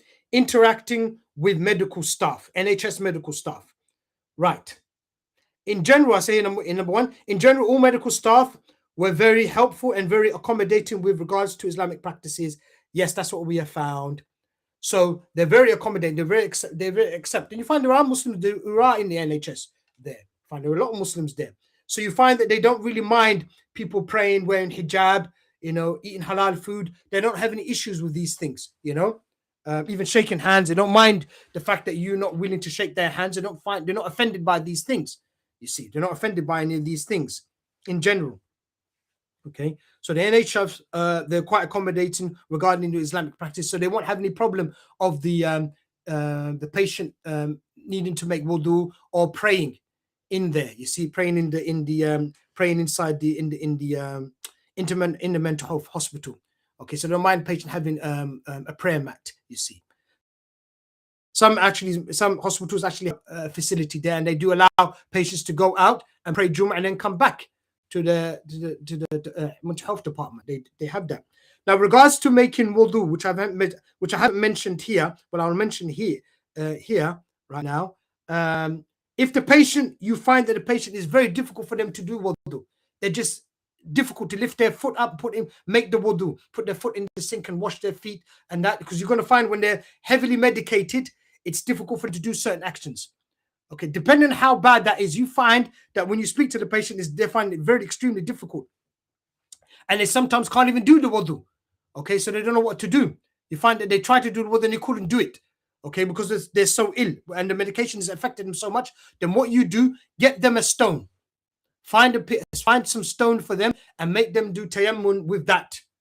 Okay, and what they would do with making tayammum, they would have the stone and they would use that Bismillah, and they will hit the stone, wipe their hands with the stone, then wipe their face. Okay, wipe their face, and then wipe their left hand over their right hand, and then their right hand over their left hand. Okay, that's how they do. That's how they will make tayammum, with a stone. Okay, so get them a stone. So it's just a stone. It doesn't have to be very big. I mean, it could be the size of something like that size. Doesn't have to be very big, size of that tissue like that. Something, which they can keep in their room, and they can use that instead of making wudu while they're under this influence of the medication. Number 2 here, make sure you treat the staff well, and then respect. Treat the staff well, and then respect, even if the patient's case is a jinn case, because the medications and experience of the medical staff can still be beneficial for your patient. Yeah. So even if the case is that it's a jinn case, we can benefit from the experience and the medications that the medical staff, NHS medical staff, will give you. Okay, and treat them with respect. Treat them well, because they're helping your patient. They're helping you. Because I've seen many patients, okay, the families of patients, when they cannot control that patient at home, okay, where they relief from the non-Muslims in these hospitals. The non-Muslims take on that Muslim patient, and they take care of him. And now the Muslim family can get some sleep. Hospital, the NHS staff, most of the non-Muslims, they take care of that patient. Okay, so you have to give them the respect and say thank you to them for that, allowing you to have, allowing you to get some sleep, allowing you to get back to work. Because some patients, some families, when they're looking after these patients, they can't even go to work, So respect the NHS staff, be thankful, obviously. And like I said, we need their help with regards to medication and their experience of dealing with these such patients, you see. Number 3 here. In general, they will allow you to do ruqya. I've never had a case where they refuse ruqya. This is because the NHS provides a chaplaincy service, yeah. So you find that I've never had any problem with them saying that, we don't want you to read Quran on your relative or whatever. No, they don't really say, or your patient. They don't say this. They won't say this to you, because it's only Quran prayers. Because the NHS have a chaplaincy service. Okay, so they allow people, religious leaders, to go into to their departments and read and make prayers for patients. Okay, so they will not have a problem with that. Okay, so just remember that they don't have any problem. So don't feel that you're worried that they might not allow you to do ruqya. In general, they allow you to do ruqya because it's only reading the Quran. Basically, reading the Quran, they don't mind you doing that, you see. And in fact, they might actually give you a private room. When you visit the patient in the hospital, they'll give you a private room where you can read the ruqya on them quietly. All right, they'll give you a private room, and you're alone with the relative patient, and they will allow you to read the ruqya, and they won't really stop you doing that, you see. Number 4 here, no beating of the patient or anything physical, e.g. strangling, applying pressure to the arteries of the neck to make them unconscious. That may cause the doctors to ban you from the hospital. Yes, don't do that. Okay, don't do any of those things in that hospital. That opinion, do not follow it. Okay, many people like to use the well-known story of Ibn Taymiyyah beating a particular patient, and the patient didn't feel anything. It was the jinn which was feeling anything. That's rare. What I've seen from experience, it doesn't always happen. It doesn't always happen. The patient actually feels it sometimes. Most cases, the patient feels it. When do you feel it in that particular case? In that particular case, it would be where the patient has got so many sins, I've seen this, that the patient actually blacks out. He blacks out, okay, and he can't remember anything of the situation, and the jinn is taken over and it's talking. When you hit those kind of patients, then you are only hitting the jinn, you're not hitting the patient. But how do you know when you're in that sort of state? You can't tell which patient has got that sort of situation where the jinn has completely manifested and the patient has basically blacked out. You don't know. It's very difficult to work out. So in my experience, I don't even do this. I don't do this. And I found you don't need to do this. That with serious cases, but we don't need to do in this beating, strangling. There's some Raaqis, they strangle patients. You don't need to do this. I remember seeing one Raaqi doing that and knocking out a patient. he actually he strangled them, but also pressed down on his arteries, and it made the patient unconscious. There's no need to do that.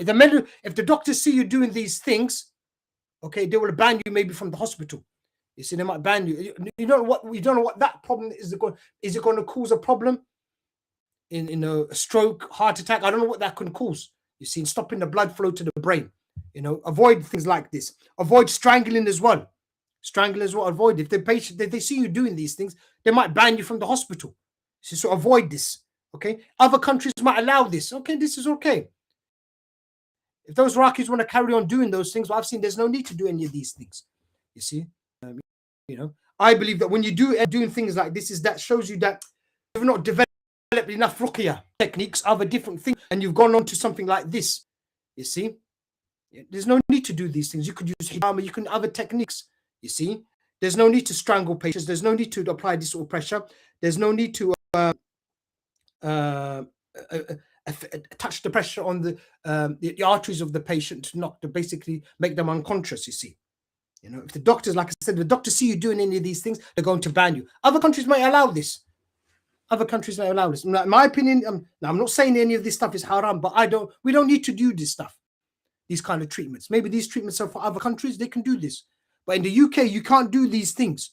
Keep away from doing these things. Yes, there may be some Raaqis who have actually done these things in the UK.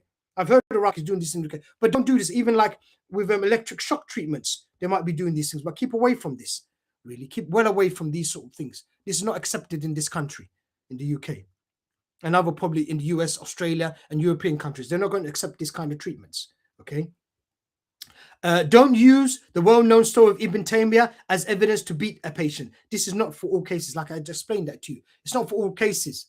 And it's difficult to know which cases you can use that on. And like I said, it seems like that's only going to be possible for cases where the jinn has totally manifested and is blacked out. Because there are different levels of this jinn taking over.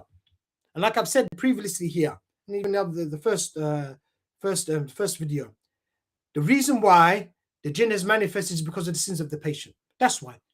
So you're talking to the patient, you're talking to the jinn. Why? Because the patient's fallen into sins. If the patient wasn't sleeping and the jinn just sort of just manifests and starts speaking to you, okay, and you haven't done anything, that is a case. What's caused that is because of the weak iman of the patient, and that's caused the jinn to come up. In some, when the jinn has come up like that, you've got different levels of it.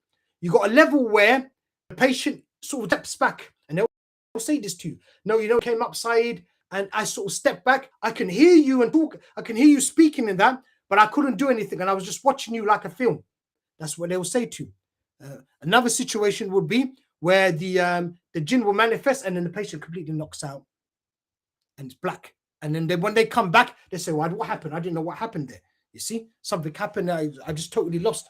I don't remember anything." That situation is caused because that patient has more sins than the other patient, the first patient. You see, and it seems to be it's only that sort of situation, situation where you could maybe beat a patient. But obviously, I'm not telling you to do that here. Maybe that incident of our Ibn Taymiyyah rahimahullah worked because he dealt with a patient who had so many sins. One of my patients nearly died by something like waterboarding from Raaqi. Yeah, I remember one patient saying to me that they actually got like some sort of waterboarding. So the patient had Raaqi water, and Raaqi water kept on being poured over them, and they've been held down as the Raaqi has been held. And the patient said, "No, I nearly drowned. I nearly died. We shouldn't be doing treatments like this. There's no need to do treatments like when we've got other treatments like hijama, which is much more effective than beating and anything else. I've seen that from experience. Hijama is much better than all of these things these Raaqis come up with. Electric shocks, anything else. I think hijama is the best thing to do. So if you want to do something physical, the best treatment which I've seen, better than electric shocks, better than the laser, better than the strangling, better than applying pressure to the neck, better than beating. What's the best thing? Hijama. With intentions though, not just any hijama. Hijama, that's the best thing. If you want to do something, physical on the patients, hijama, that's the best thing to do. Okay, don't do things like this waterboarding. That patient said to me, and they really felt that they were going to die, and just Allah saved them from that situation because they were being held down by somebody, and the Raaqi is throwing water over them, trying to talk to the jinn, because that particular Raaqi thinks it's a good thing to talk to the jinn. speaking to the jinn. What I'm doing, because that's how he doesn't know how to do probably ruqya diagnosis properly, get all the information. He wants to talk to the jinn to get the information. You see, so keep well away from doing things like that. Keep well away from doing things like that. Then I've got a point here. I've been told of Raaqis using electric shocks, headbutting, and strangulation. Avoid all of this when you work with NHS doctors. Yeah, keep well away from that. I remember hearing of Raaqis using electric shocks. Electric shocks. Yes, in some places in the NHS, back in the day, there was a time when they had to deal with some patients in sort of some catatonic sort of state. They will use like electric shocks to bring them back. And I talked in the first part regarding those sort of situations. We got these patients in that sort of catatonic sort of state. They can't talk or move or anything like this. Okay. Well, they've moved on from that. They don't use that anymore. It looks like they're using drugs now to get that patient out of that sort of situation. And like I said in the first part of this talk, it looks like lorazepam, that medication which they use, brings the patients out of that sort of situation. I've seen that work on the patient, actually. Right. I remember another patient telling me about the headbutting. That's how some Raaqi will actually do diagnosis, will actually headbutt the patient. So you come in a room and you're there and it will just headbutt you. And then obviously the patient's going to get angry. And then the Raaqi would say, and the patient said to me, oh, you see, he's getting angry and that's the jinn speaking. I said, that's not the jinn, you headbutted the person, you know. Others would do strangulation, to strangle, even sisters getting strangled. You see, even sisters sadly getting strangled. Okay? Avoid all of these sort of things. You don't need to do these things. If you do those things, NHS will stop working with you, you see. Okay? So you mustn't use any of those sort of treatments when you're working with the NHS doctors. And like I said, the best one to use, if you want to use some sort of physical thing, is to use hijama. But before you use hijama, even speak to the doctors. Don't just do hijama on the patient. Speak to the doctors and see if they allow you to do hijama. You see. Now, you find in number 5 here, you might find the doctors may describe the positive effects of the ruqya as a placebo effect. You must ignore that and don't get offended by that. Yeah. So when they say to you, oh, it's working. And they might say to you, this is placebo effect because the patient felt that the Quran is going to work for them because they had those positive feelings towards the Quran. That's why it worked. Okay, so fine. We know that the Quran works. You don't get offended by or try to prove that ruqya works. Okay, don't do that. Just accept what the doctor said. Okay, if the doctor wants to accept it as placebo effect, it's okay, fine. Don't get offended by these things. Okay, don't get offended. Just be happy that the doctor didn't allow you to read the ruqya. Fine. The doctor, we're not expecting the doctors to become Muslim here. If they do, alhamdulillah. If they don't, no problem. Our point is we're trying to help the patient here. Okay. I had one doctor who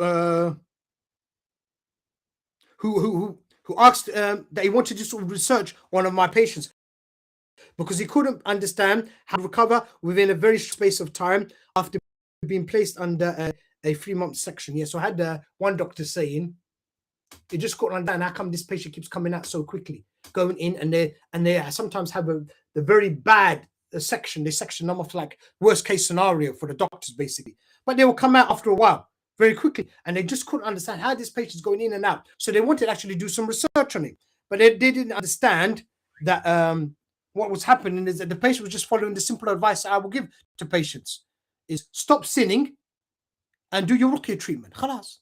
But the main thing was just stop the sinning. Stop the sinning, get close to Allah. And then what it is, that jinn won't be able to manifest itself and take control of you. And you'll be under control. And that's it. And then you do your ruqya treatment. That's it. That is simple advice. In fact, I've said like in part 1, that advice is so simple. It is so simple, the advice, that people reject it. Because it's just too simple. You tell me, oh, Saeed, you're just telling me it's just sins. Are you telling me I just need to stop sinning and I don't want to have this problem with the jinn manifesting and speaking and talking? Yes, that's all you need to do. So when you have patients, and I watched a video recently where patients, they praying when they go to the mosque or when they're praying at home, the jinn is manifesting and talking and making noises every time they pray. And sometimes it's so bad, people in the mosque, they can't pray properly because as the imam is reading the Quran in the salah, you've got the patient who's possessed screaming, making noises, jumping around, making a lot of noise. while people are praying, and the patient is praying as well, but the jinn is manifesting. Okay.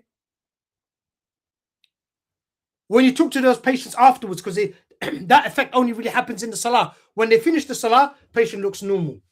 And when you tell them, look, all you need to do to stop this situation is to stop sinning, they can't believe you. It's that simple. What you're telling me is just sins. I need to stop sinning. That's what's caused this problem. Yeah, it's just stop sinning. You are doing sins, aren't you? I've never had a patient who's got that problem where the jinn is speaking, talking, or making noises, or acting like that in salah, saying to me after I've told them your problem is to do with sins. They all agree with me in the end that, yeah, they're doing sins. I've never had one saying, no, I'm not sinning, brother. I don't do any sins. They know that they are continuously doing the same sin. I remember when we say sins, is they're continuously doing the same, listening to me every single day, maybe 3 times a week, 3 times a day, or they're doing major sins. Okay, that's what they're doing. And because of that, that's what's causing the jinn to say. I've never had any saying that, no, what you're saying about is to do with sins. That's what's causing us the problem. We don't believe that. Initially, yes, they might not believe that, but then in the end, when I speak to them, okay, we have a discussion with them, they all agree in the end it's the sins which is causing this problem. Because nobody's going to say, it's okay to sin, you see. Nobody's going to really say that, you see. So you've got doctors who are just shocked at the fact that the patient just goes in section for 3 months, and within maybe a month, they're out of the hospital, or less than that. They've come basically back to normal, and they can't really believe it, you see. And that's really just because we've told the patient, they've taken on the advice, stop sinning and just do your ruqyah, you see. Number 7 here, it is better to avoid talking about jinn possession with doctors. Okay, so yes, that's my opinion. I've never really had any discussion with the doctors of the NHS regarding that. Okay. However, if you know the doctor is a Muslim or Catholic, Christian, and they bring up the topic of jinn or demonic possession, then you can discuss that with them. Yeah, you can do that. I never really bring it up even with the Muslim doctors, really. Okay, but if they bring it up, there's no harm in talking to them about it. And you're saying that, yeah, we think it's a jinn case. You can actually say, I think it's demonic possession with a Catholic. You can say that, but we need the medication. But you also stress that we need your help, doctor. We can't deal with this. We can do our part by doing the prayers for them, but we need your help as well with the medication, and they'll be happy with that, you see. Point here 8. Personally, I've never spoken about jinn possession to any of the doctors who are treating my patients. This is because it doesn't affect the medical treatment of the patients. Yes. So in general, there's no need for me to bring up jinn possession. And that's the general rule. Why? That's one of the reasons I don't really bring it up. There's no need to. Unless they bring it up to me, then I'll talk about it. But in general, there's no need for me to say, oh, it's a jinn case, it's a jinn case. I don't need to say that because it doesn't affect what the doctors are doing. So me saying this or not saying this, it doesn't affect what the doctors are just going to carry on what they're doing, which is brilliant. They don't need any sort of input from me to tell them, oh, it's a jinn case, so they need to change the medication or something like this. No, they don't need to do that. They don't need that information from me. You see, they'll just carry on doing what they're doing. You see, hope that point is clear. Dave, let's move on to the next point here. The patient coming home for short visits.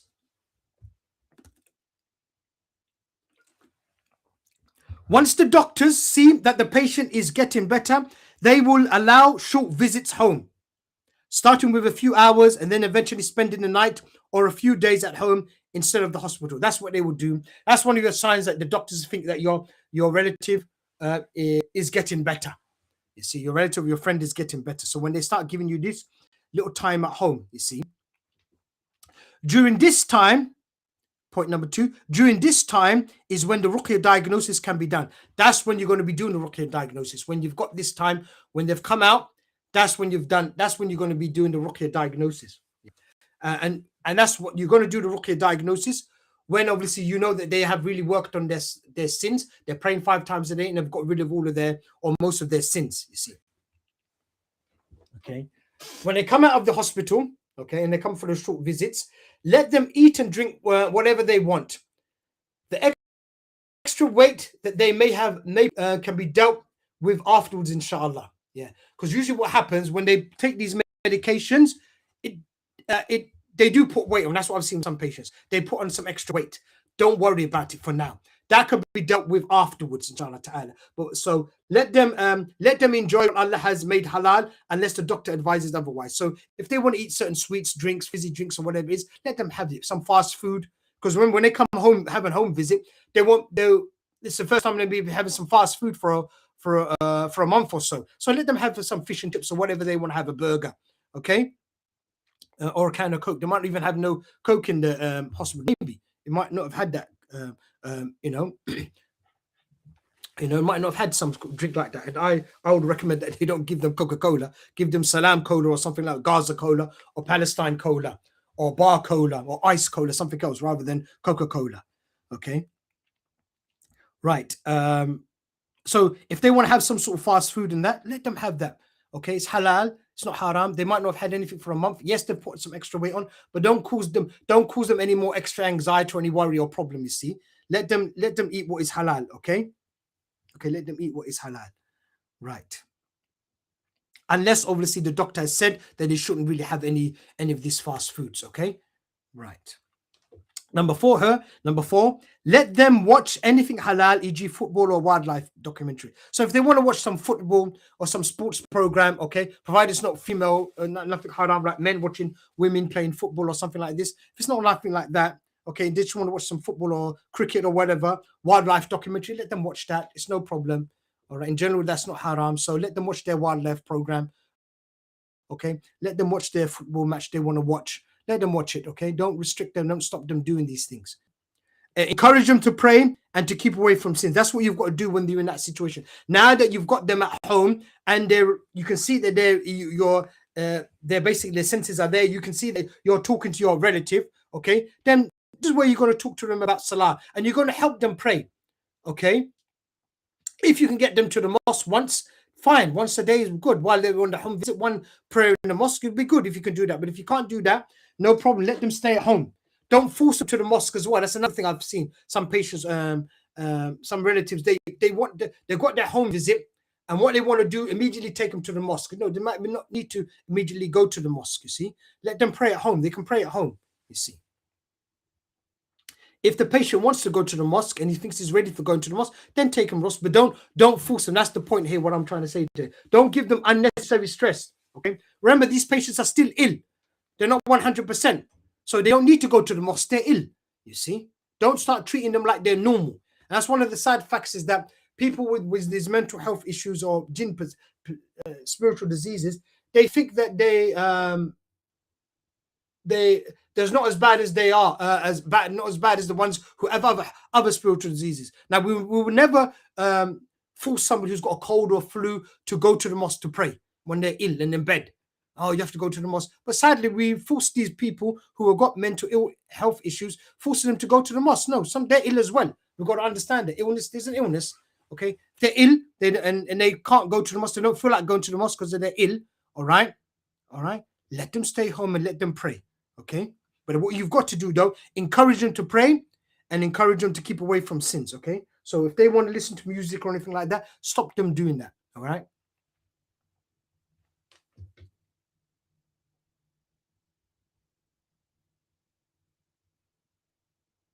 Okay, then what you got to have a kind of conversation with them as well. So point 6 here, try to have a conversation about the fact it is progressing jinn possession.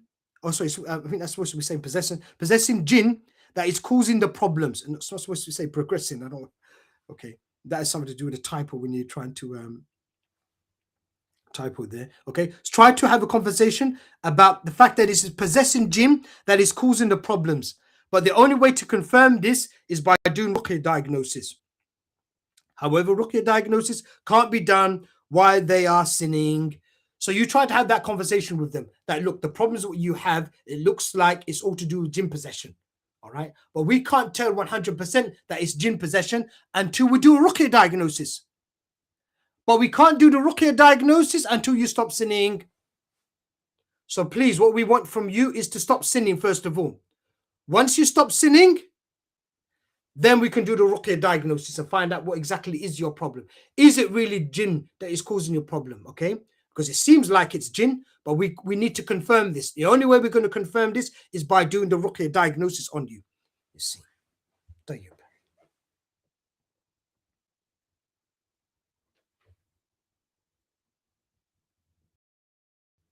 Okay. Number 7, reluctant to stop sins, then explain that they won't have any success in this life or the next. Yeah, explain that too, because you might find that they stop sinning. If that's the Saeed's case, that some patients do not want to stop sinning. Okay, you try to explain to them. All right, they're reluctant to stop sins. Tell them if you want to have success in this world and the next, you've got to stop sinning.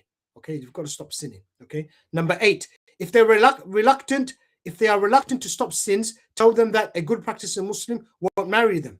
Yeah, explain that as well. Right? Because this sin manifestation is not going to stop. And they're a risk, you see. People going to take a risk marrying somebody like this. So try to explain that to them. You don't want to stop sinning. This issue of jinn possession is going to probably continue. Okay, it's going to probably continue. And no Muslim is going to want to marry you because they don't want to be married to somebody who might go to mental hospital or might, cause problems in their house. Because remember, somebody in this sort of state, the jinn can maybe even kill the spouse. That's a possibility. That can happen, you see. So nobody wants to take a risk of marrying somebody like you when you're talking to the patient. And nobody wants to take that piss. So you have to stop sinning, basically.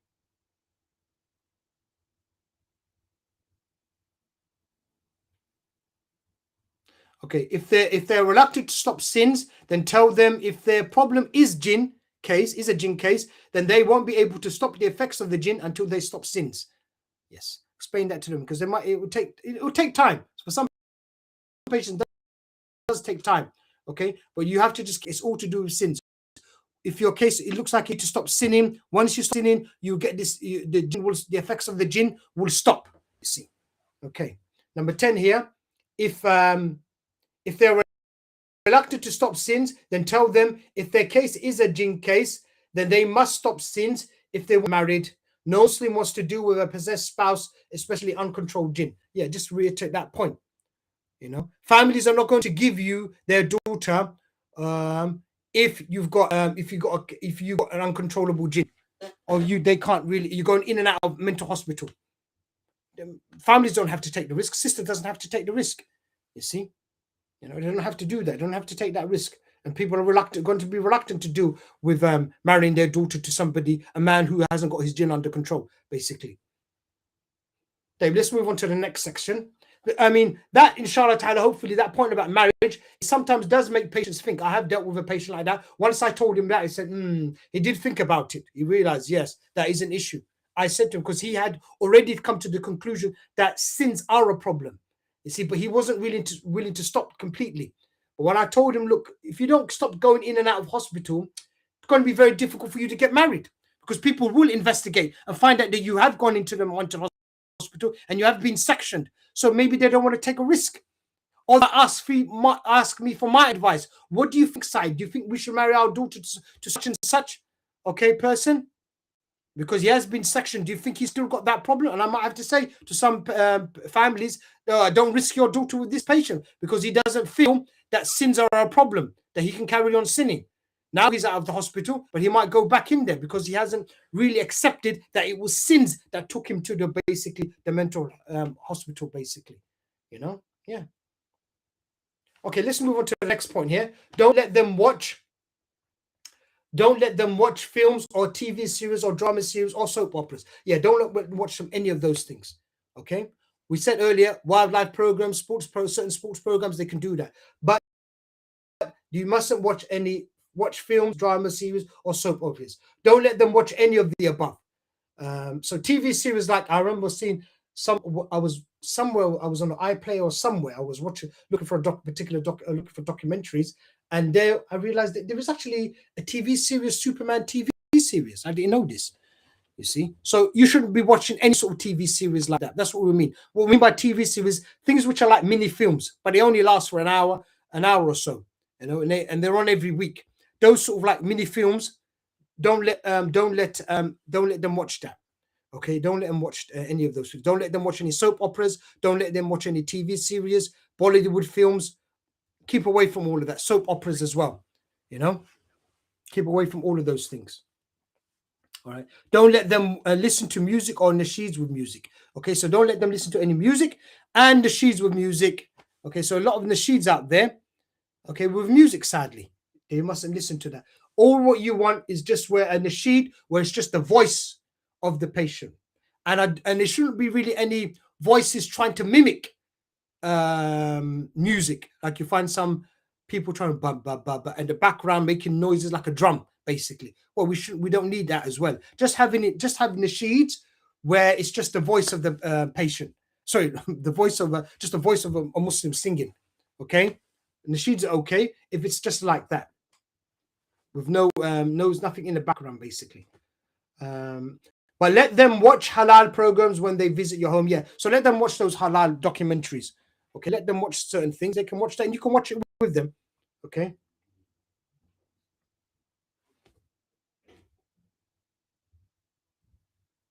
Right. Yeah. Another point here. Don't let them watch television on their own, especially the news. Yeah. Don't let them do that, especially when they're sort of they're taking the medication and they're still sort of in a psychotic sort of state. You see, this is because they are in psychotic state. They might misunderstand something. Text. They don't understand something. You see, because they're in that psychotic state. You see. Okay, and I'll give you some examples from my childhood as when I watched the news on my own. Now I remember watching the news. See point here, a coup or guerrilla attack somewhere in Africa. Now, when I was a kid, I watched the news. I might have been about 5-6 years old, and I remember the news. One news, I think it might have been about 6 o'clock news. All right, so I've watched my maybe children's television, some cartoons or whatever, and then I watched news. And on there was like a news program, and the newscaster comes on and he says,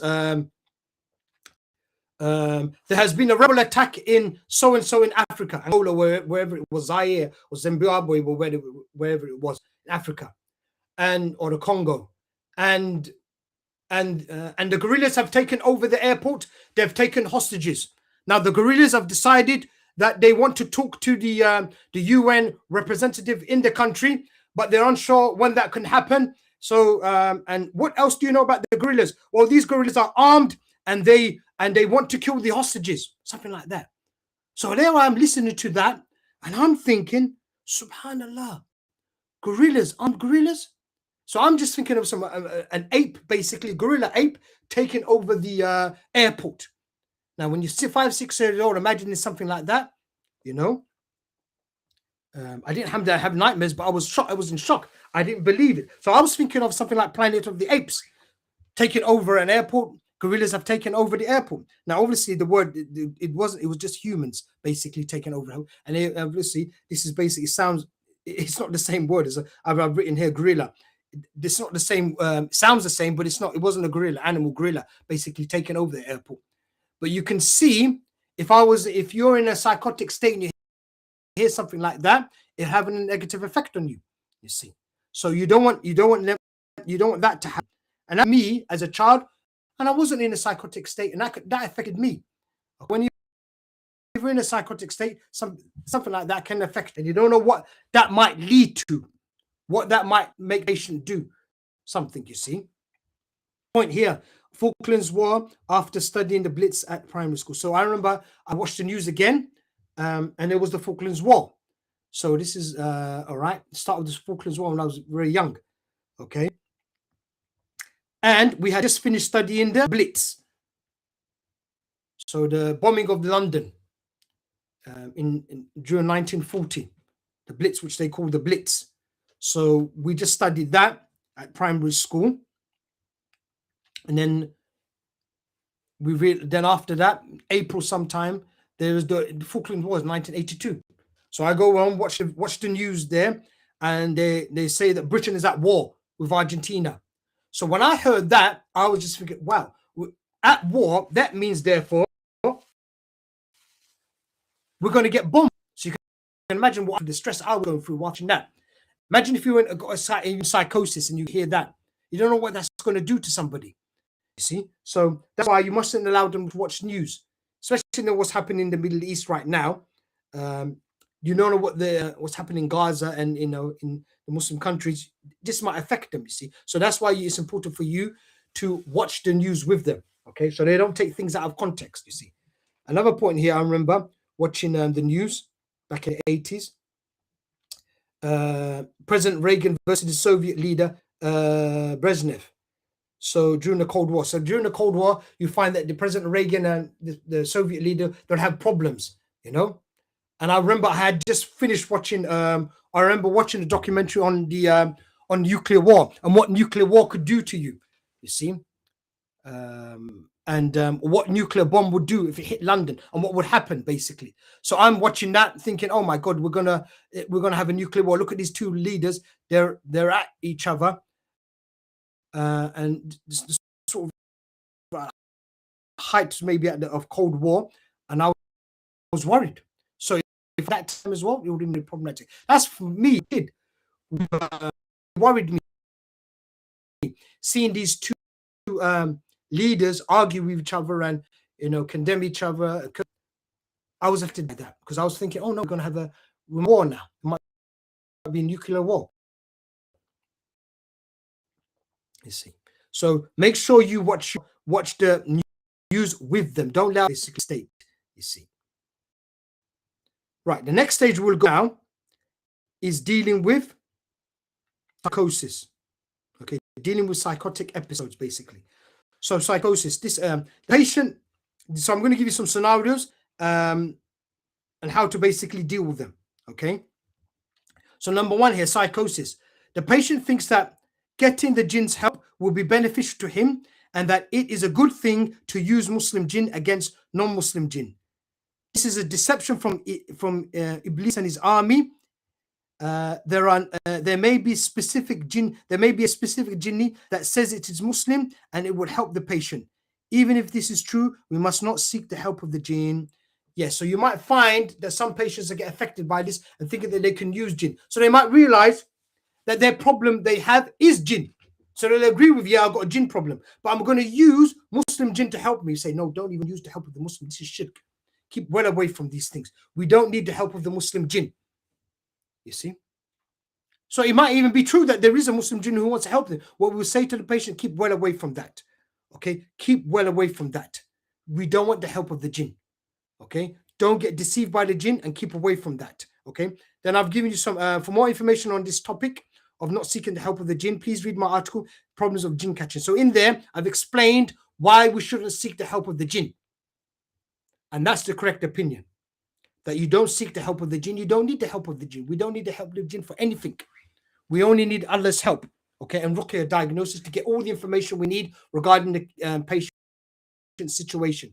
We don't need the help of, okay. So explain to the patient and even for yourselves, because some Muslims sadly think that it's okay to seek the help of the jinn. We don't need the jinn's help, okay. We don't need the jinn's help. So read the article, understand it, okay, with regards to the beginning part of the up to the middle, basically. And read the fatwa and understand that we shouldn't be seeking the help of the jinn, basically. All right. And any Raaqi as well who's offering you that they're going to help your relative with jinn catching. Well, read this. This is jinn catching. We shouldn't be using the jinn to seek their help to diagnose or help the patient, basically. And even my personal experience, I've experienced jinn trying to make me seek their help with ruqya. Okay. While I'm dealing with patients that I've got, jinn will try to convince me, try to tell me, trying to get me to use the help of the jinn. We reject that. Okay, so I've seen. So that's one of the things they do. Because once they've got you helping, making you help, using their help, it's a sin. Actually, it's a major shirk. You leave, and it's something that takes you outside the fold of Islam. Once you do that, then jinn and Iblis know that they've gotten you under control, basically. Okay. Number two, Iblis and his army will try to turn the patient into a sahir by making him seek the help of the jinn. That's what we've seen from experience. And it even happens with patients who are not in the hospital. That's what they try and do. Patients, they try to get them to become sahids by seeking the help of the jinn. And I've not even recently, I saw a patient side, one of my patients, ex-patients, who's now become a magician. Who's basically become a magician. Why? Because he's seeking the help of the jinn, sadly. Seeking the help of the jinn, and it hasn't really solved their problem, the jinn problem, and they've become a magician. And that's what jinn and Iblis and his army do. They try to turn the patient into a sahir. Okay, they might get some initial relief from that, but in the end, they don't get real relief. Really, you've become a slave of Iblis, basically.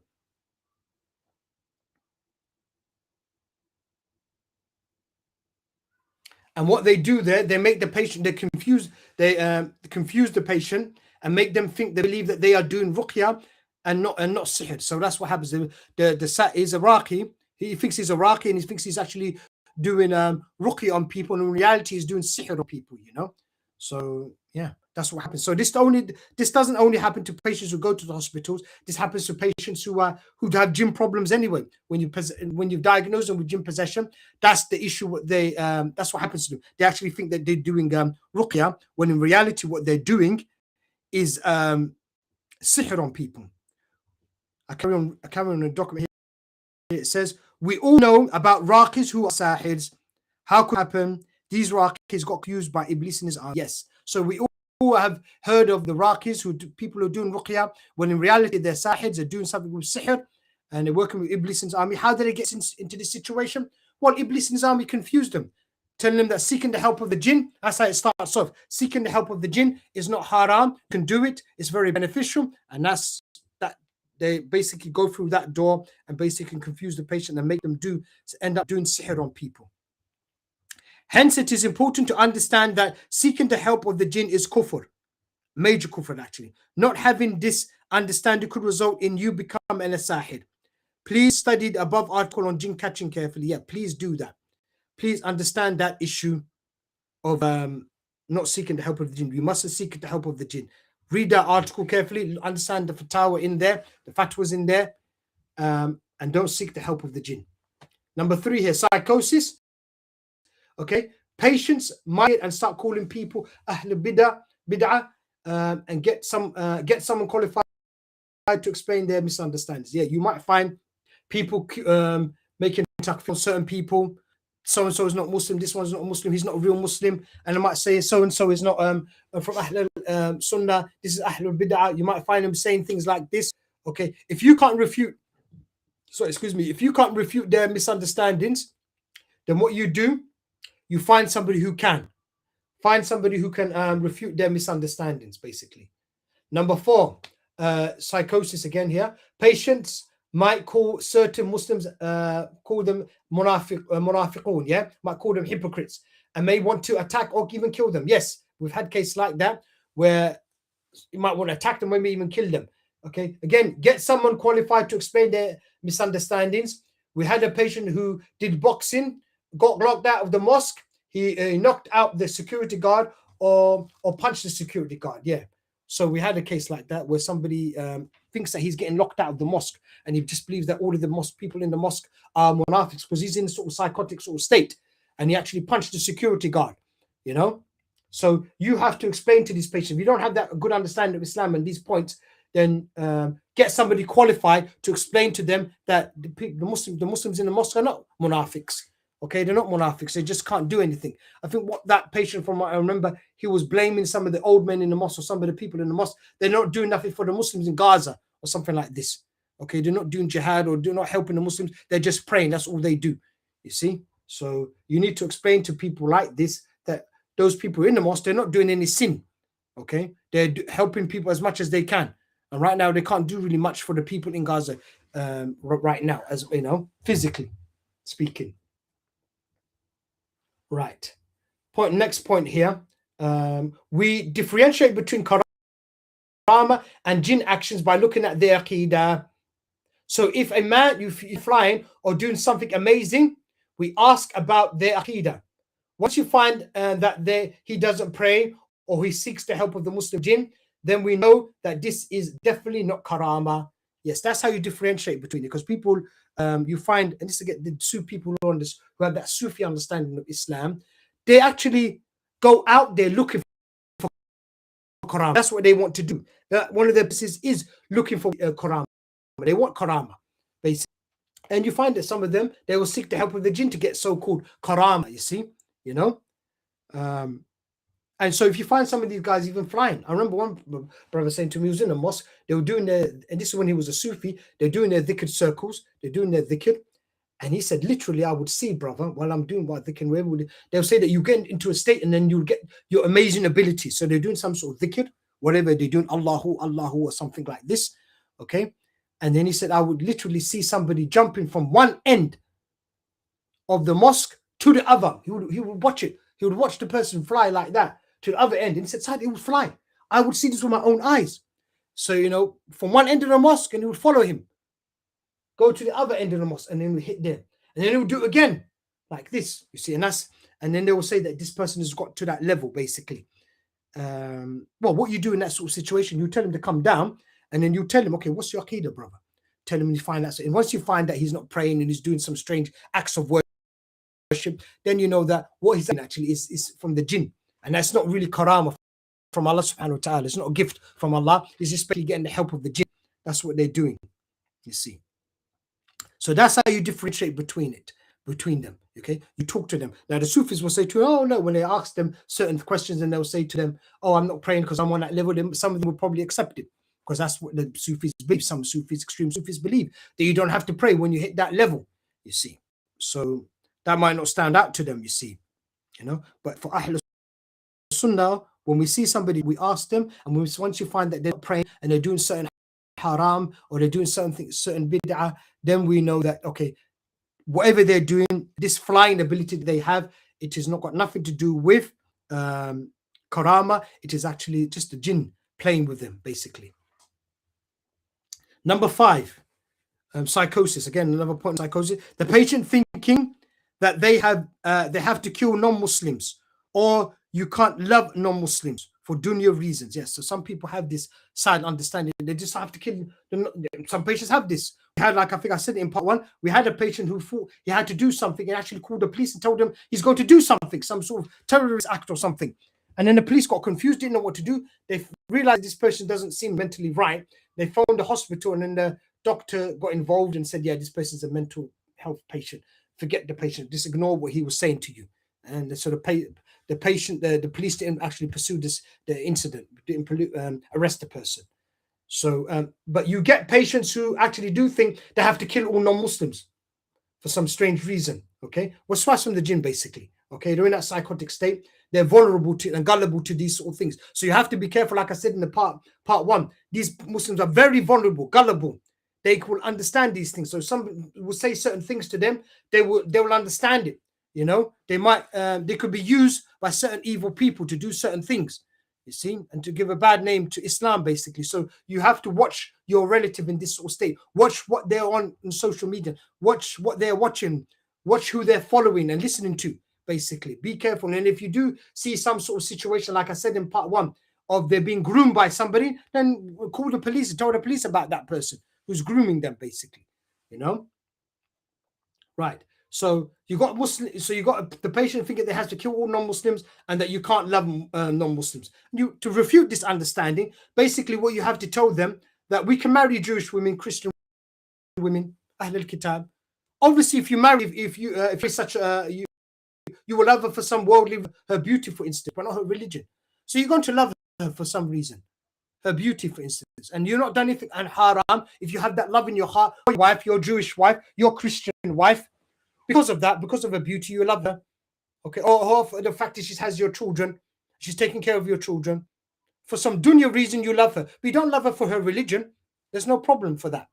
You're not loving her for religion, but you can love her. So it shows you that you can love. If it was if it was forbidden, then Allah would not allow us to marry them. Because obviously you're going to have some love in your heart for your Jewish wife or your Christian wife, you see. So that you should use that example to refute this claim that you can't love the non-Muslims for a dunya reason, you know. So you can love your neighbor, for instance, a non-Muslim neighbor who you grew up with in school, maybe, or you went to school with, and he helped you with certain things, helped you maybe pay your debt off, or helped you against fighting maybe even Muslims, protected you against evil Muslims who wanted to kill you, for instance. Your neighbor helped him for that. So if you have your love in your heart for your neighbor who helped you for that, there's nothing wrong with that. You're not done anything haram.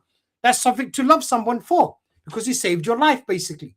Okay, so this issue that you can't love the non-Muslim for a worldly reason is wrong. Okay, and you need to refute that by giving him those similar examples like that of the fact that we can marry Jewish women, Christian women, and we're bound. You're going to end. It's just inevitable that you're going to fall in love with them. Okay. And then you got the example of this love is permissible, just like the love of the Nabi Sallallahu Alaihi Wasallam for his uncle Abu Talib. Abu Talib was a mushrik, died a mushrik, so he wasn't Muslim. So the Nabi Sallallahu Alaihi Wasallam wasn't condemned for not love for loving him. He had love in his heart for him. You know, we know this from the Quranic ayah where Allah says you can't guide who you love, but Allah only guides whom He wills. You see, that ayah of the Quran proves that the Nabi Sallallahu Alaihi Wasallam had love for his uncle. Okay, has love for his uncle, but he wasn't condemned for that. Allah didn't correct him for that. You see, so it is okay to have that dunya love for them, like your relative, okay, who's non-Muslim, relative non-Muslim, because he's helped you with that natural love you have for them. Nothing haram about that. You can love the non-Muslim doctor who saved your life or your child's life. Yes, you can love them.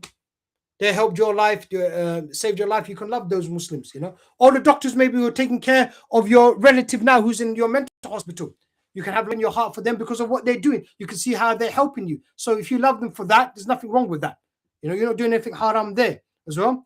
And you've got the examples of many examples of these non-Muslim doctors helping non-Muslim doctors helping Muslims in Palestine.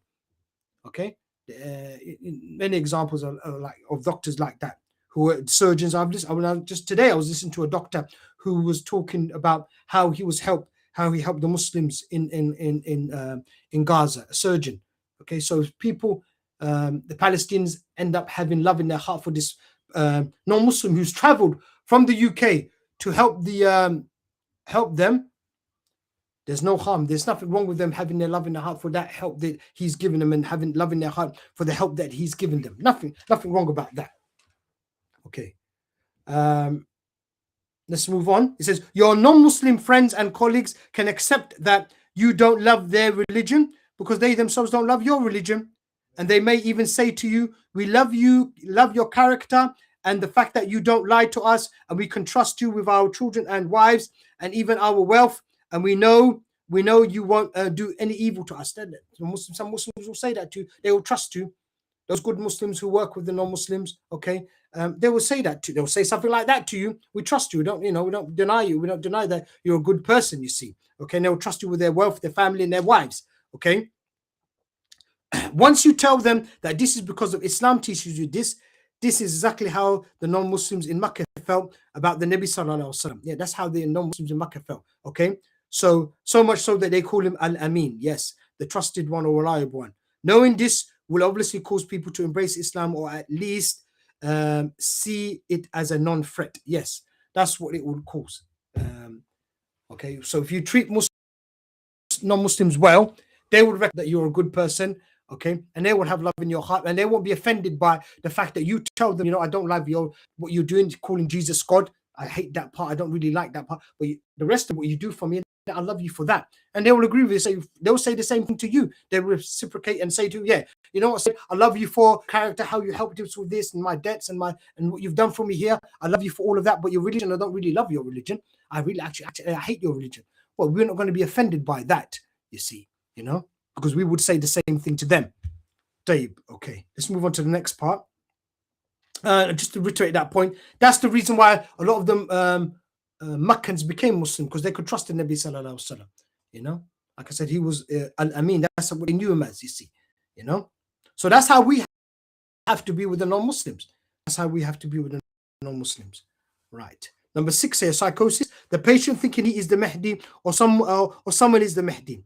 Okay. So that's what happens. Patients will get in that sport, they get into that poor state. Okay. In fact, doctors ask patients this question: do you think you are the Mahdi? Okay, that's what happened to me once. While explaining some subject to someone about the Dajjal, another patient burst open the door and shouted, I'm the Mahdi. Okay, so that's what happened to me. So the doctors now in this hospital where I am, but I think it's everywhere. I think it's not maybe only that hospital I went to. I was speaking to one patient, talking to them and telling them about Dajjal, because he had some misunderstandings about Dajjal. And as I'm doing that, the door opens, and then you had a patient screaming out, I'm the Mahdi, and then closing the door and running off. You see? And then that patient says to me, yes, you know what, Saeed, the doctors now, part of their list, they will ask when they're interviewing patients, they'll ask them, do you think you're the Mahdi? That's what they will say to patients, you see. So it's become part of the questions the doctors will ask patients, you see. This topic of the signs of the hour is something that patients always talk about. If you don't understand how to refute their misconceptions, then find someone who is qualified and don't let them listen to a speaker until you get him vetted by a qualified person. Yeah. So don't let them listen to anybody who talks about their final hours. Can you find people coming up with some strange things regarding the last hour? You've got some strange ideas. So be careful who you get them to listen to, and get somebody who you trust their knowledge. Let them watch or vet these people who you want them to listen to, because confused and deceived, misguided by some of these speakers, because they'll say certain things to you about Isa alayhi salam, Dajjal, other things about the Akhir Zaman. So the things about the signs of the last hour, say some strange things. So you need to explain to them that before the patient explain to the patient before they can watch certain programs, get them vetted by somebody who's qualified. You see, getting vetted by somebody who's qualified.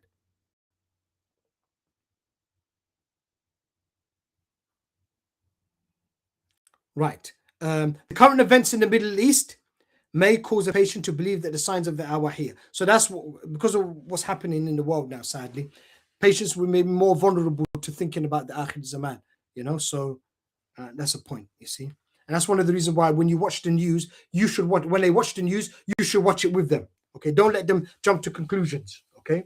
Start taking things out of context, you see. Then I've got a point here. One point we must understand about the Mahdi is no one will be accepted as a Mahdi until that army from the Syria gets swallowed up by the earth. That is the only sure sign, and you must explain this point to the patient. Yeah, that's the point. The only reason I'm pointing that out because even some Muslims are confused about that point. Okay, we only know who the Mahdi is when that army gets swallowed up in Syria. So you got somebody in Makkah claiming to be the Mahdi, or people are calling him the Mahdi. He might not even call himself the Mahdi. All right, I don't think he's going to call him this Mahdi. So because of people are going to force him to take the bay'ah. Okay, they force him. Okay, so they believe he's the Mahdi. He himself probably doesn't believe he's the Mahdi. Okay, he accepts the bay'ah. Okay, he takes the bay'ah. Then what happens? An army will come from Syria to kill this person or attack this person in the Kaaba, who people are claiming to be the Mahdi. Well, what's going to happen is that army on its way is going to get swallowed up while it's traveling to Makkah, trying to get to this so-called Mahdi. When that army gets swallowed up, that's our sign that, okay, that's a sign from Allah that person indeed, which is in the haram now, who people are calling the Mahdi, he is the Mahdi. So we need to go to him. That's the only sign. Anybody else who says anything to you, forget it. All right, don't accept anybody. I think I remember one saying of Sufyan al-Thawri, rahimullah, saying that if you see the Mahdi passing you, don't follow him. And you see all these people following, you see the Mahdi passing by, don't even follow him. Don't accept him. Don't accept him, leave him alone. Leave him alone. So if you see somebody's calling somebody a Mahdi, ignore it, basically, until you basically see that army getting swallowed up, basically, You don't want to fall into the same situation as those poor Muslims fell into the situation in 1979, where they thought that was the Mahdi, and in reality, it wasn't the Mahdi. Even some scholars were unsure if that was. They're waiting because they knew that some armies actually coming from the side of Syria. So they said, wait, let's see what's happening here. So they thought maybe this could actually be the Mahdi. We don't know what's going on. But when that army did get swallowed up, and then they, then they realized that this person in the haram is not the Mahdi. You see. So the main thing, the point here is, don't accept nobody as the Mahdi until you see that army getting swallowed up in Syria. You see. Number 7 here, psychosis. Patient thinking that he is better than others just because he is Ahlul Bayt. Don't reject his claim that he might be from because he might be from Ahlul Bayt, but refute his misunderstanding that he is better than that he's better just because he is from Ahlul Bayt. Yes. So you might find the patient claiming this. All right. You'll get it. Okay. We've got this sort of patients claiming this. Right. So when they claim it, don't say it's wrong, because it might be true. All right. When you study this issue, and not all Muslims sadly haven't studied this issue, okay, but they don't understand that you got Ahl al-Bayt in all Muslim countries. There was a sheikh once who, I think it was Sheikh Ibrahim Amir, he came to Luton Islamic Center and he gave a talk there. And in that talk, he himself is from Al-Hassan's family, he's from Makkah. He's from Makkah, Saudi Arabia. And he himself said, we've got Ahl al-Bayt there in all Muslim countries now. So you find people from Nigeria, all Muslim countries, Bangladesh, Pakistan, India, Somalia, Ethiopia, Sudan, you find them everywhere. Not only just in Arab countries, in the non-Arab countries as well. Because Ahl al-Bayt have been spread everywhere. Basically, Al-Hassan and Hussein's family spread everywhere. It's everywhere. So when somebody claims it, it might be true, especially when you check. Initially, you said, yeah, his family's always been claiming this, and people in that tribe, in that city, we all know that so-and-so have been claiming this. And that's what the Sheikh said. If you find that somebody claims it, and you find that you go back to their villages, and they've been claiming this for years, even maybe centuries, that this tribe, this people in this Pakistani village with this name, with this particular name, they've been, and this from this particular village, they have been, they claim to be from Al-Hussein's family. Then he said, most likely when you talk to the scholars, okay, and check the books, you find that that claim is usually right. 90%, I think he said 90% of the time it's usually right. So when you got people claiming it like that, and they're quite sure in their claim, don't deny them and say, no, you can't be, brother, because you're from Pakistan, or you're from Bangladesh, or you're from India. No, you might well be, okay? We know that Al-Hussein's family did go to Pakistan and that. And I think, if I remember correctly, Sadiq Hassan Khan, rahimullah, Sheikh Sadiq Hassan Khan, one of Imam Shawkani's students. I think he was from Ahl al-Bayt. I think he was from Ahl al-Bayt. I think he was from Ahl al-Bayt, and he's from one of Shawkani's students, rahimullah. So you find some people in Pakistan, India, Bangladesh are from Ahl al-Bayt. So just because they are from those countries, don't say, impossible. How can they be from Ahl al-Bayt? No, they can be. They can be, you see.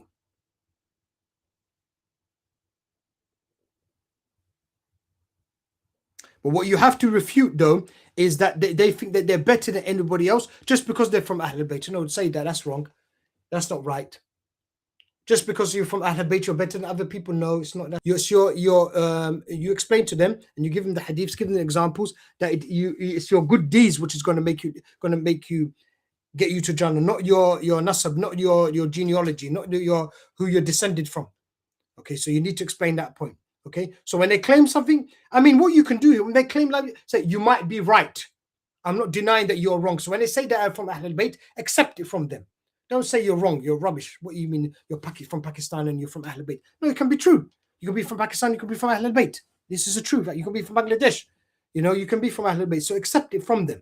Okay, but what you do must refute is the fact that they feel that they're better. And that's wrong. You don't explain. You don't want them to accept that. You see. Next point. Let's move on to the next point here. Dealing with complete manifestation of the jinn. That's the next section we are. Don't speak to the jinn and keep calling the name of the patient and asking them to come back. All right. So when the jinn is completely manifesting and speaking, making a lot of noises, all right, and it's there, that that's not the patient, it's somebody, it's the jinn basically speaking, especially when the voice changes. Although I have to be honest with you, not every single case are you going to find that the voice change. So you're not going to find like a female sister and she's talking with a male voice. That doesn't always happen. It could be something like, it could be actually the same voice. It sounds like the person, but you can tell from the way they're speaking, it's not the same person, you see. But it sounds like them, but it's not them, you see. So the mistake that a lot of people do is that they're expecting when to be completely different when the jinn speaks. It's not. It might not be like that. It might be exactly. It might sound exactly the same. And the only way that you can tell that it's not the patient is that because they're using different vocabulary, maybe, and the way they're speaking is not the same as the patient. You see. Well, what you do in that situation when you've got that patient and the jinn manifested completely like that, what you do, you try to call back the patient. Abdullah, can you hear me? Abdullah, can you hear me? Or Abdullah, come back. You use this sort of phrase. Or Abdullah, ask Allah to give you power over the jinn so you can come back. So that's what you say. Ask Allah to help you. Ask Allah to help you. Especially that last one. that's the one you want to tell the patient. So even what they could do, they could even make their intention that they're asking Allah, oh Allah help me, even if they can't express it with their move their tongue or mouth to say that dua, they can actually do that dua in their head basically, and that whole I can keep repeating it until the patient is back basically. Don't seek the help for article on jinn catching. Yes, so do not seek any help from me. There was a case I was dealing with where the family thought that they have to talk to reconcile with the jinn. They sort of like have to give the jinn what it wants, basically. Give the jinn what it wants, basically to please the jinn, and then they will and then the jinn will leave their relative alone. No, this have to be honest. Most cases they don't do this. If you don't, if you're not helping, if you're not if you do help them and give the jinn what they want, most of them they're not going to help you anyway. You see, all right? They're not going to help you, and it's not going to solve your problem in the end. At the end of the day, it might seem that they've helped you, the jinn, but at the end of the day, it's not going to help you when you do this. So keep well away from that. Okay. Right. Number 3 here. Don't be afraid of the jinn and seek refuge in Allah. You can use one pair of surahs Falaq and Nas for this. Yeah, the hadith is in Tirmidhi. So when the jinn, you can see the jinn is completely manifest and you're under, you're worried about your situation because you've seen this. This has happened. The jinn is basically there in front of you, inside the patient, but it's manifested completely. Then you can read one pair of Surah Falaq and Nas as protection. A'udhu billahi minash shaitanir rajim. And you read Bismillahir Rahmanir Rahim, Surah Falaq, and then Bismillahir Rahmanir Rahim, Surah Nas, as protection against this jinn which has manifested, basically. That's what you do. Number 4, don't ask questions about what the illness the patient has, and this because this is seeking the help of the jinn. Yeah, don't ask anything about the patient. Don't ask the jinn to diagnose. Sadly, people do this. In fact, I remember even once someone of knowledge asking a jinn when it manifests, have I got jinn inside me? Wrong. What that sheikh should have said to that jinn, all right, is we shouldn't have said anything to jinn. Keep quiet. Don't talk to the jinn. He could just do the ruqya diagnosis himself and find out if he's got jinn himself or not. You see? So don't ask questions about the illness of the patient. Don't do that. Don't ask the meaning. Don't ask the jinn to diagnose the patient. Don't ask, oh jinn, where are you from? What caused this problem? Why are you in this patient? Don't ask anything. Keep away from asking any help from the jinn. All right.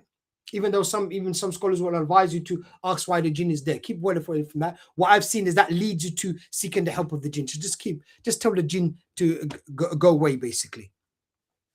Number 5 here. Don't try and do deals with the jinn. E.g., I won't do ruqya treatment if you let the patient sleep or you stop your waswas. Yeah, don't do any kind of deal like that. You carry on doing your ruqya treatment and you don't do any sort of deals with the jinn. All right, keep well away from that. All right, because like I said, they don't keep to these deals don't work, and you can end up maybe falling into shirk when you do these kind of things. You see. All right. Number 6, don't ask questions about the jinn world. We already have what we need to know via ruqya diagnosis. We don't need the jinn's help to tell us what's going on in the jinn world.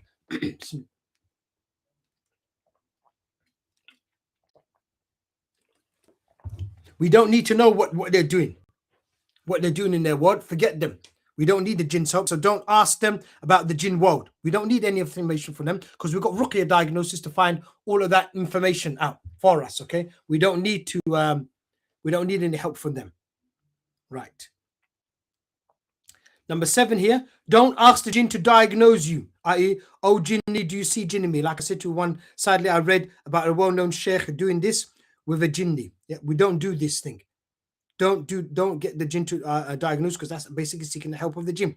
Whenever I see things like this, I know I can also fall into these things, hence avoid speaking to the jinn. Yeah. So when as I saw and see certain sheikhs and certain people of knowledge doing things like this, I know myself I can fall into this thing. I'm no better than that sheikh. So I know I can fall into that. So the best policy, the best thing to do is don't talk to the jinn, full stop. If you do that, then you won't fall into this. You won't fall into the sin of seeking the help of the jinn. You won't fall into that shirk, you see. Remember, We don't need to speak to the jinn to get information about information, because Allah has given us ruqya diagnosis to find out the things from the unseen world of the jinn. So we don't need their help, you see. So keep well away from that. Number 8, try the above non-ruqya treatments and ruqya. Try the non-ruqya treatments and the ruqya treatment. So go back if you've got this jinn manifesting, you don't know what to do, the jinn's not going back, all right, and you have to wait for the doctors to get to help you out. Then go back to do that ruqya treatment, which I talked about before. The jinn's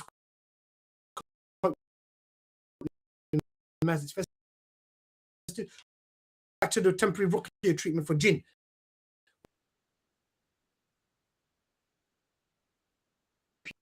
Let's move on to the next part here, which is patient diagnosis. Because this okay. Once you have seen the patient's behavior change and happening, okay, we've lost connection there. Okay, we seem to have lost connection there. We'll come back now. Okay, brilliant. Okay, so I'm reading from here, preparing the patient for ruqya diagnosis.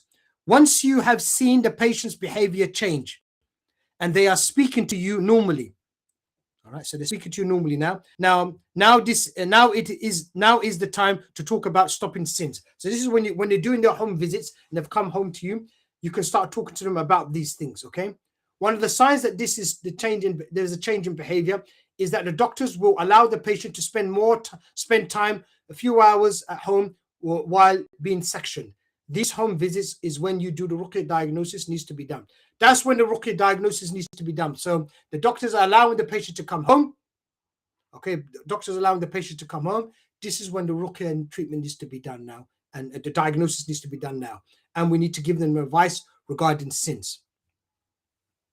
Okay, your first job here, reading for the point 1 here in this section, preparing the patient for ruqya diagnosis. Your first job during home visits or even during the hospital visits is to try to identify the sins that have allowed the jinn to start speaking, making noises, etc. So you need to try to work out what kind of sins is the person falling into.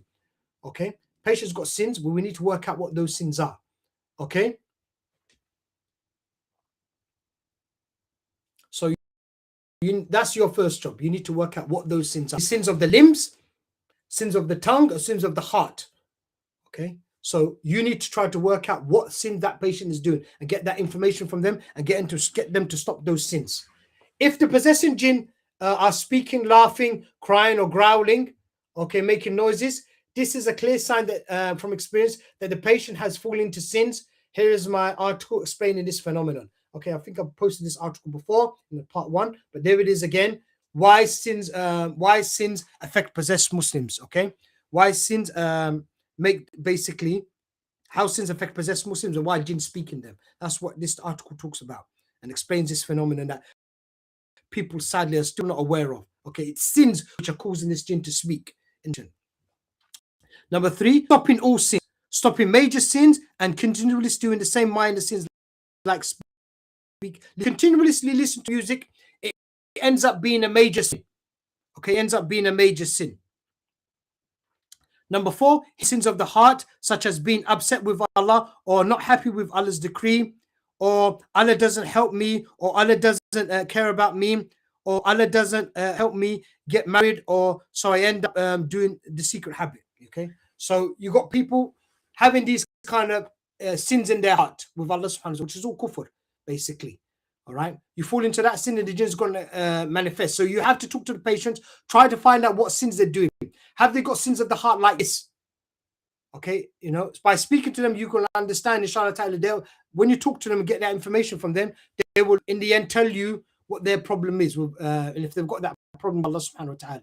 Or it could be a sin with their tongue, okay? Or it could be a sin with their limbs that they're doing, their hands and their legs, doing something, doing a sin, outward sin, you see. So you need to speak to the patient to try to find out what sins they're doing, basically. Here's a question for the audience, all right? What do the devils like? Why do the devils like these hidden sins? Have a think about that. Why do the devils like these hidden sins? Okay? Think about that.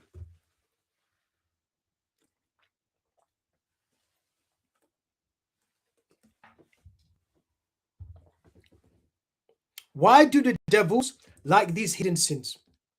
So sometimes you'll find, and what we're talking about, the sins in the heart, which you can't see. You'll find that somebody's got niqab, praying, you can't see any sins on the outward sins. Same thing with the brother's got a big beard, you know, looks like he's, alhamdulillah, he's praying, and in fact doesn't shave his, trim his beard. Okay, this is good. Alhamdulillah. They look like good Muslims. But when you read the ruqya on them, the jinn manifests and start speaking, making noises. And the person's got niqab on, you think, well, how is this possible? What kind of sins they've got? Well, what you find there is that they've got sins in their hearts. They've got sins in their hearts. They've got some issue with Allah. I had one sister who was upset with Allah because Allah did not get her married to some particular person she wanted to marry, some brother she wanted to marry. So she's upset with Allah, sadly, which is kufr. Then you've got another brothers thinking of these, having these kind of sins. You know, they might have been sexually abused while they were young, and they can't believe that Allah allowed this to happen. So they've got some sort of resentment in their heart and some problem with issue with Allah subhanahu wa ta'ala. You see. So people have got these kind of issues in their heart. So the question again: why do the devils like these kind of hidden sins? These in the heart. Why do they like them?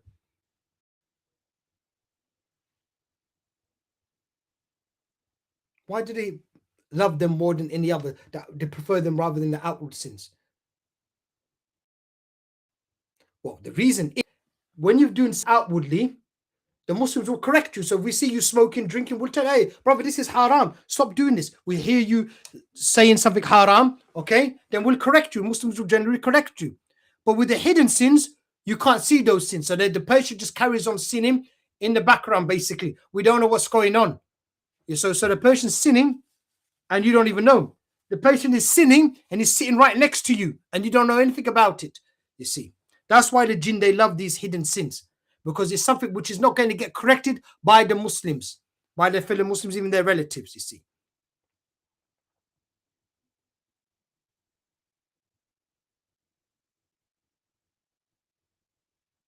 Yeah, even there's the issue of the secret habit, number 5 here, the secret habit or sin, which sadly some Muslims are doing, which is masturbating.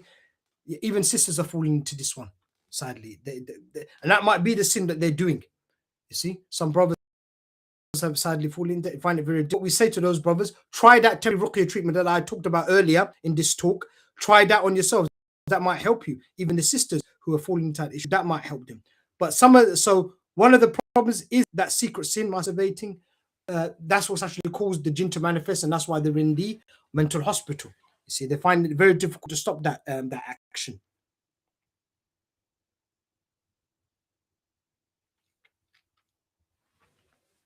There are different lengths of time and effort for Tawbah. Okay, so I'm reading from number 6 here.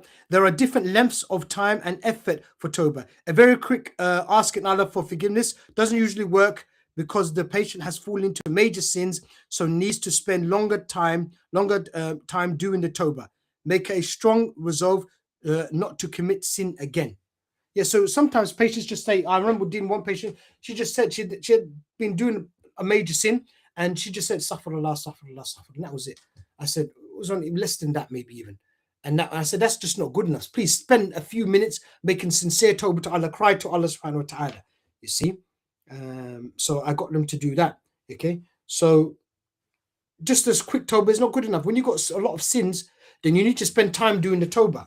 Okay? So let's look at the different ways you can make this tawbah, and maybe one of these would work for you. Okay? A, you got here, Salatul Tawbah is not enough for some patients, and they pay sadaqah to get rid of your sins, even if it's a few pennies or cents, because of the hadith of the Nabi Sallallahu Alaihi Wasallam. Charity extinguishes sin as water extinguishes fire. Okay, so Salatul Tawbah is enough for some patients. I read that wrong. Sorry. So Salatul Tawbah is enough for some patients, and then what they do as well, they pay some sadaqah to get rid of their sins. Okay, so they pray to Salatul Tawbah, that's enough for them. If you need more information about how to pray Salatul Tawbah, then please look it up. But in general, what it is, you make wudu, and you make the wudu, even if you've got wudu and you want to make Salatul Tawbah, you go and make a fresh wudu. So on top of your wudu, you'll make wudu. If you haven't got wudu in the first place, then go make wudu, make a good wudu. So it starts off with making wudu, you make a good wudu, and then what you will do, you'll pray 2 rak'ah, okay, extra prayer, nafila, okay, and then what you do, just before you say the salams, before you say Assalamu alaikum rahmatullah, Assalamu rahmatullah, just before you say that, you just ask Allah give you for all of your sins. Astaghfirullah wa atubu ilayh. Astaghfirullah wa atubu ilayh. For all of your sins that you've done, the ones you know of and the ones you don't know of. That's how you make Salatul Tawbah, basically. Okay. After you've done your Salatul Tawbah, then what you would do, you would pay you pay some sadaqah to get rid of your sins as well. That's what you should do. Most patients, that's enough. They don't need to do anything else. That's good enough for them. All right. If that doesn't work, then what I suggest that you do Salatul Tawbah again, and then after you've done Salatul Tawbah, then spend more time asking Allah to forgive you, maybe 30 minutes or so. So you've done Salatul Tawbah. After you've done Salatul Tawbah, then maybe sit where you are or find somewhere comfortable and just make Astaghfirullah Tawbah. Just keep carrying on for another 30 minutes, making sincere Tawbah to Allah. Think of the hellfire. Okay, think of the hellfire, because that's what brings the fear of Allah into you. Yeah, think of the hellfire, and just keep making astaghfirullah to Allah to forgive you. Because if Allah doesn't forgive you, it may be that you hellfire, and you have to think about it. It's a pity for all of us that we need to start, put the fear of Allah into us, and think of the hellfire and ask Allah to forgive us. You see. Then once you've done that 30 minutes or so over, to forgive you, then pay some sadaqah, even if it's a few pennies or cents. Pay some sadaqah, so you do that, inshallah ta'ala.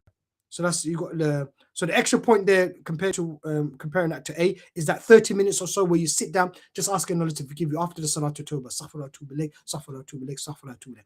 Now if that doesn't work, then go on to C. Pray your Salatul Tawbah at home.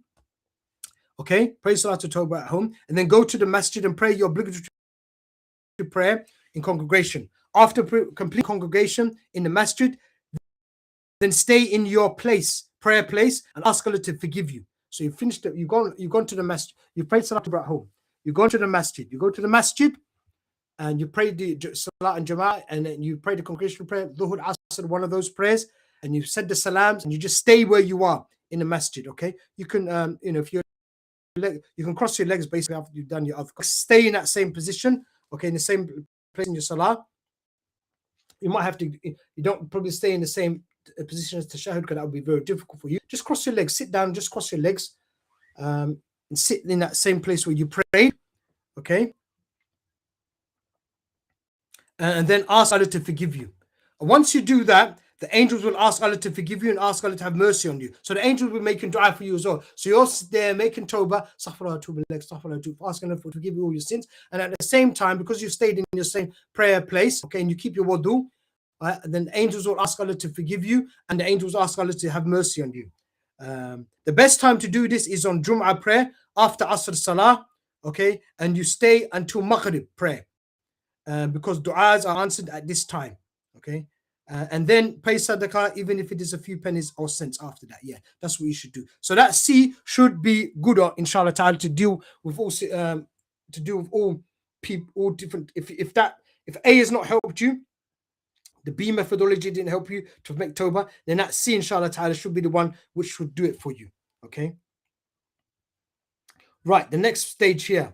The Ruqya diagnosis, is it jinn or not? So we're moving on to the Ruqya diagnosis itself right now. Okay.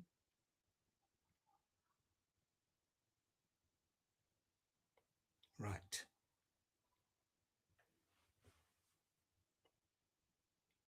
Right. For those who think that Ruqya diagnosis is a bid'ah or it is not necessary, then please read this article. So here's some evidence and some why we need to do Ruqya diagnosis and why it's important. Okay? We have to remember the Sahaba never got Ruqya reactions. So why is Allah giving us Ruqya reactions? Well, when you think about it and you're in the field, you know that these Ruqya reactions are for us to do Ruqya diagnosis. We would never know if we got jinn possession if we didn't get the Ruqya reactions. Okay, all right. So that's the whole point of having the Ruqya reactions, for us to do Ruqya diagnosis. Number 2 here. So if you've got any doubts about Ruqya diagnosis, is it bid'ah? Is it shirk? What's going on here? Are we allowed to do this? Well, read that article, inshallah. I'll give you the evidences and reasons why we are allowed to do Ruqya diagnosis. Point number 2 here. Reading Ruqya, reading Relief Ruqya 4.0 to pick up all the jinn that are affecting the patient. Okay. So you're going to read Relief Ruqya, which is underneath there. And you can see the intention. We'll look at it later. You're going to read what I call Relief Ruqya 4.0 to pick up all of the jinn affecting the patient. If we don't do this, then some of the jinn may escape. In fact, all the possession jinn may escape. All of the possession jinn may escape just before you do the ruqya diagnosis. And when you have finished ruqya diagnosis, they all return to possess the patient. Yeah, that can happen. That's a fact. Okay, so the reason why you've got to read this ruqya treatment intention, relief ruqya, it basically freezes the jinn and keeps the jinn in place. Okay, so we can work out what's wrong with the patient. The jinn are not allowed to escape. That's what we want to do here. Because if you don't read relief ruqya on this patient before you do the ruqya treatment, the jinn will just run away. Wait for you to finish your ruqya treatment, and then they'll come back inside again, the patient. Okay. And what you have sometimes as well, you've got patients who are the jinn will be affecting the patient from the outside. So not so much maybe from the inside. You might have some from the inside, but from the outside, they're giving waswas and affecting your patient. Okay, whatever it is, it doesn't really matter. Even if the jinn decide to jump out and wait outside your house while you're outside the hospital waiting for you to go. Well, when you read with this relief ruqya of 4.0, those jinn which are waiting outside the hospital or waiting outside your house or who are not inside the patient, the ruqya will pick those ones up as well. The ruqya treatment will pick those ones up so they can't get away. That's why it's essential that you read with this intention, this ruqya treatment on the patient. We do the ruqya diagnosis, meaning this treatment, okay, this ruqya treatment will make your ruqya diagnosis more effective, you see. That's the whole point of reading that. So here, and there's the intention. You can see the intention for relief ruqya. So you have that intention in your heart. You have that intention in your heart, and then you're going to read that ruqya on the patient. So once the patient has stopped sinning and they are basically back to normal, ignoring the effects of the medication, e.g. limb coordination, tidiness. Yeah, so ignore all of those things which are sometimes affecting the patient. You know that that's the patient there and they have stopped sinning. They're just now affected by the medication. They're making them drowsy, sleepy. They can't coordinate properly. Limb movements, limb coordinating properly. They can't, move properly. Ignore those things for now because those things are not caused by the jinn. It's caused by the medication now because the patient is not sinning, you see. And what you do in this situation, you're going to read the relief ruqya on the patient. You're going to read the relief ruqya 4.0 on the patient. So you put if you can hold their head, you put your hand on top of their head and read the ruqya with that intention for relief ruqya 4.0. You read 7 pairs of Surah Fatiha and then 7 pairs of Falaq and Nas, and you do that for 30 minutes. So you 7 pairs of you have that intention in your heart. You read 7 pairs of Fatiha. Put your hand on your head of the patient. 7 pairs of Fatiha, then blow on the patient. Then 7 pairs of Falaq and Nas, then blow on the patient. You carry on going like that. Falaq, Fatiha, and Falaq and Nas. Okay. For 30 minutes. Okay. That's what you do for 30 minutes. And that would have given them, that picked up all of the jinn and frozen all of the jinn in position. So now no jinn can get to a thorough exactly is affecting the patient. Right, the next point here, number 4, he says, what is a ruqya reaction? Well, ruqya reactions is anything that happens to the patient while you read the ruqya. You read the ruqya, the patient is going to get some sort of reactions. We'll accept any sort of reaction. There could be visions the patient will see while their eyes are closing. Okay, we need to understand what a reaction is because you're going to do the ruqya diagnosis. Okay, and we're going to base the ruqya diagnosis on the reactions of the patient. So the patient might close their eyes, they might see visions, moving pictures, they might see static pictures while their eyes are closed. Okay, they might start shaking, they might feel like they might feel like vomiting. Okay, they might feel itchy, they might feel cold. There are a number of reactions that they could feel. Okay, the list is long. But what it is basically, the patient is going to feel something that's going to convince them that they've got that whatever they were being read on them for, basically. So they'll so for some patients, they are more likely to believe that the headache is a reaction rather than maybe their stomach. So what I've seen from experience, I will give them a headache, and then they will believe that that's a reaction. That will be their ruqya reaction. And you can get the same ruqya reaction for all of your diagnoses that you give them. So all of the diagnoses you do, they just keep getting headaches. That's fine. That's no problem. That can happen. You see. But the only thing that we have recognized that is not a reaction is yawning. So yawning is not a reaction from Allah subhanahu wa ta'ala. So we won't accept that. Everything else we can accept. But yawning, we don't accept it. Okay. For more information on why yawning is not a ruqya reaction from Allah, please watch this video and read the information in the description of the video. So if you click that link, you'll see the little video I talk about not long, maybe 2 or 3 minutes long, of not accept why we don't accept ruqya union as a ruqya reaction. And then in the description, you'll see an intent, some more information regarding why we reject union as a reaction from Allah subhanahu wa ta'ala.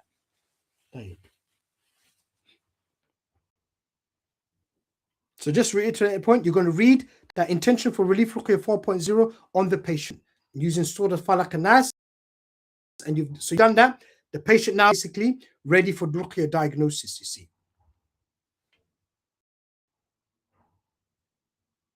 Right, let's move on to the next section here. The ruqya diagnostic intentions to see if the mental health illness is caused by jinn. Okay. I say here, first, we must do a general ruqya diagnosis to see if the patient has any jinn possession or spiritual diseases from jinn or both. After getting a positive result for this, then we move on to specific ruqya diagnosis to see if their mental health illness is due to jinn or something related to jinn. This is basically a rule that I learned from experience, general before specific. Yeah, that's what we learned from experience from dealing with patients with spiritual diseases. What we do generally, we do a general diagnosis first of all, and then we do the specific. So you do a general diagnosis to see if the patient, for instance, has got jinn. And then once you've done that, then after you've done that diagnosis, then you do a specific diagnosis to see if the jinn is causing this illness in the patient. So that's what you from experience. That's the better way of doing it. To the next point here, specific ruqya diagnosis for jinn possession.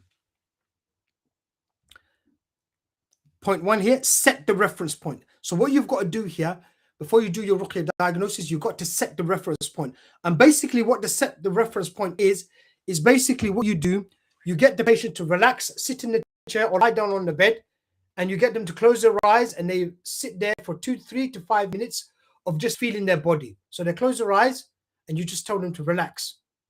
Get their reference point, meaning we want to know how they feel right now, because we need to use this reference point to make a comparison with itself, because we don't know if they're actually reacting to the ruqya until we know what their reference point is. So if they, for instance, we did the ruqya without doing this, they have a head and they said they got a headache during the ruqya, we'll ask them, did you have the headache at the reference point? And they may say to you, oh no, I don't know if I had that before I did the ruqya at the reference point, because you didn't take a reference point. That's why you got to have a reference point. So you tell the patient to relax, sit there, or lie down on the bed 3 to 5 minutes, just feeling themselves, basically how they feel right now. That's all they need to do. Say like this for 3 to 5 minutes.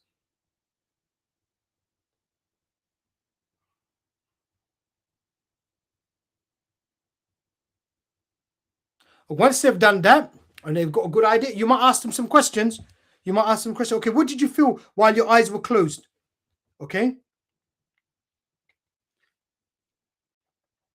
What did you feel anything while your eyes are closed? Then some of them might say they did see something or they did feel something. Then what you say then, okay, whatever you felt then, okay, whatever you felt or whatever you saw, take that as the reference point, meaning it's got nothing to do with ruqya, because I'm not reading ruqya in you right now. So we're not going to consider that to be a reaction. So they might say to you, yeah, you know what? I've got a slight little itch on my forehead. And I've still got that little itch on my forehead right now. Okay, we'll say to them, okay, ignore that little itch on your forehead because it's got nothing to do with ruqya, because I'm not reading ruqya in you right now. So it can't be a reaction from Allah. So and they'll accept that. Say, okay, fine. But you say to them as well, if while I'm reading the ruqya, that itch becomes worse, it just gets worse and worse and worse and worse, then you say, okay, that's a reaction. Accept it as a reaction because, it's got worse than what it was, you see. All right.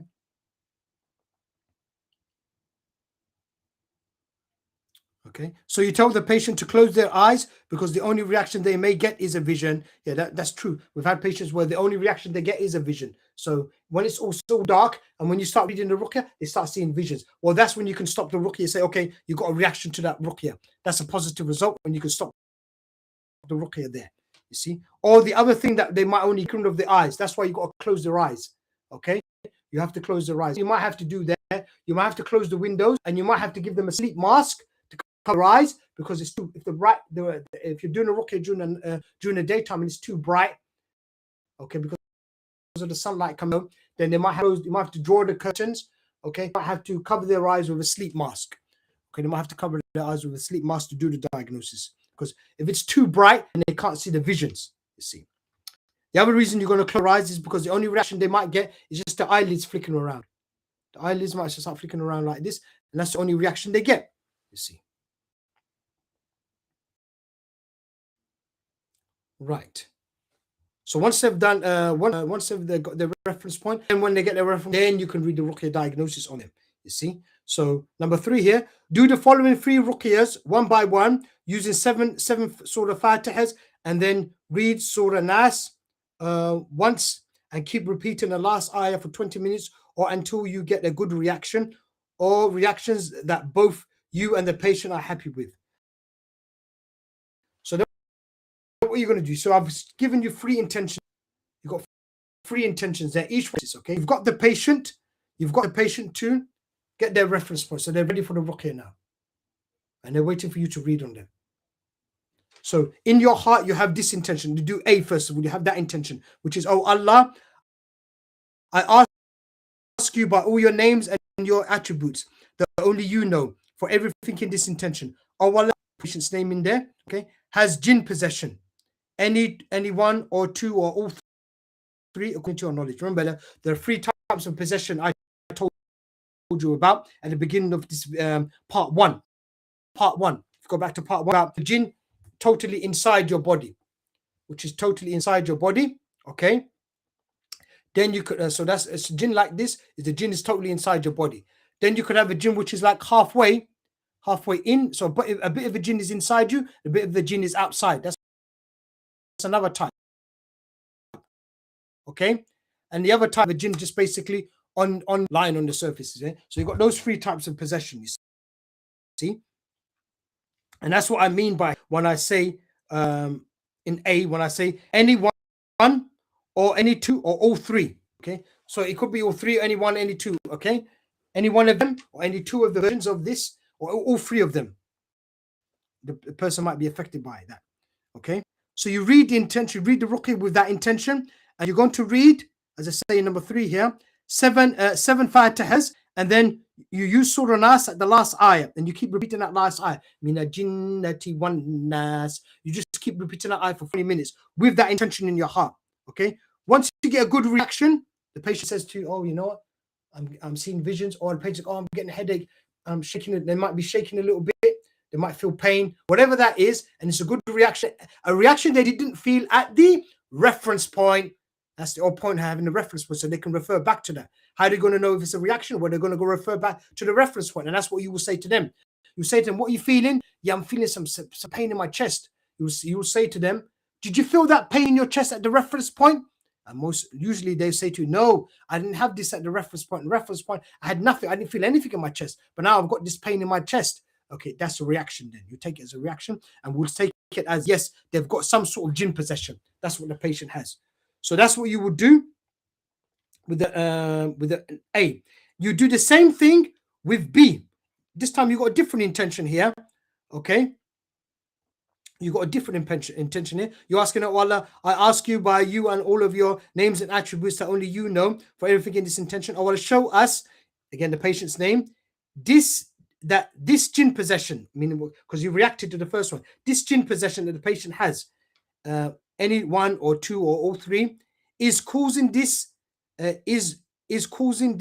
any of this a mental health problem. I think there's a correction I need to put in there.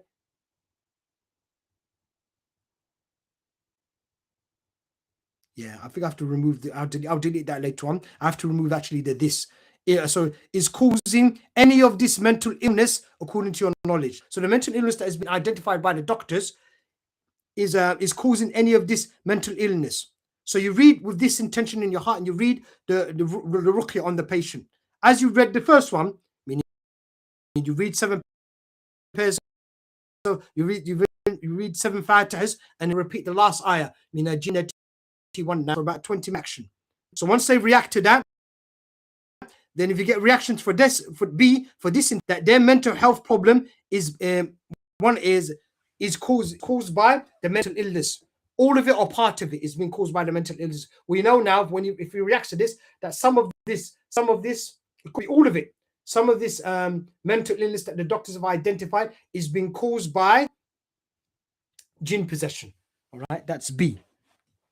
The next thing here, you do the next diagnosis now. So now, once we've known that it's partially or 100%, but we need to confirm, is it 100% caused by the jinn possession? Okay, this problem that this person has. Okay, so you're going to read with this intention, C. Oh, Allah, ask you by all of your names and attributes that only you know, for everything in this intention. Oh, Allah, show us if the patient, again, patient's name, this jinn possession is 100% in this mental health illness. This mental illness, according to your knowledge. So you read it with that intention, as you did with the other two previous ones. You read. They get reaction for this. While you're repeating that ayat, you get reactions for that. Now you know, okay, the mental illness that this patient has is 100% caused by jinn. You will know that. That's what you get. Now, even if you don't react to this one, you might not react to this one. Even if you don't, no problem. At least we know that the patient reacted to number B, intention B, the second one. We know that some of the problem that this mental illness that the patient has is caused by jinn. So we need ruqya. We need the help of the doctors, and we still need to carry on with ruqya, you see. Okay? And it's the same thing with C. Even if they get a reaction for this one, the treatment is not going to change. So what I'm saying to you, it's just for yourselves, really, just to confirm that once you know that the patient is 100% caused by jinn possession, so you know the situation of the patient, you see. You will know the situation of the patient, all right? So even if the patient doesn't react to C, it doesn't matter. It's not going to change your treatment. You're going to be doing ruqya still. You're going to be telling still the patient to stop sinning, and the medical treatment that the doctors are giving still stay the same. So nothing has really changed to the with the treatment plan. It's just that you do intention C, you do it so you can know the situation of the patient. So you know, and then you can tell the patient, yeah, your case is 100% jinn possession. So it's not what you thought it was. Okay. So sometimes the patients do accept that I could have some jinn possession, but I think it's also something else what caused this as well. Okay, some trauma I had or something, they'll say that to you. But once you get a diagnosis for this one, then you can tell the patient, you get a reaction for that C intention, you can tell the patient, no, it is 100% being caused by jinn possession. Okay, so that's the whole point of doing the reason you do C. Dave, let's move on to the next one.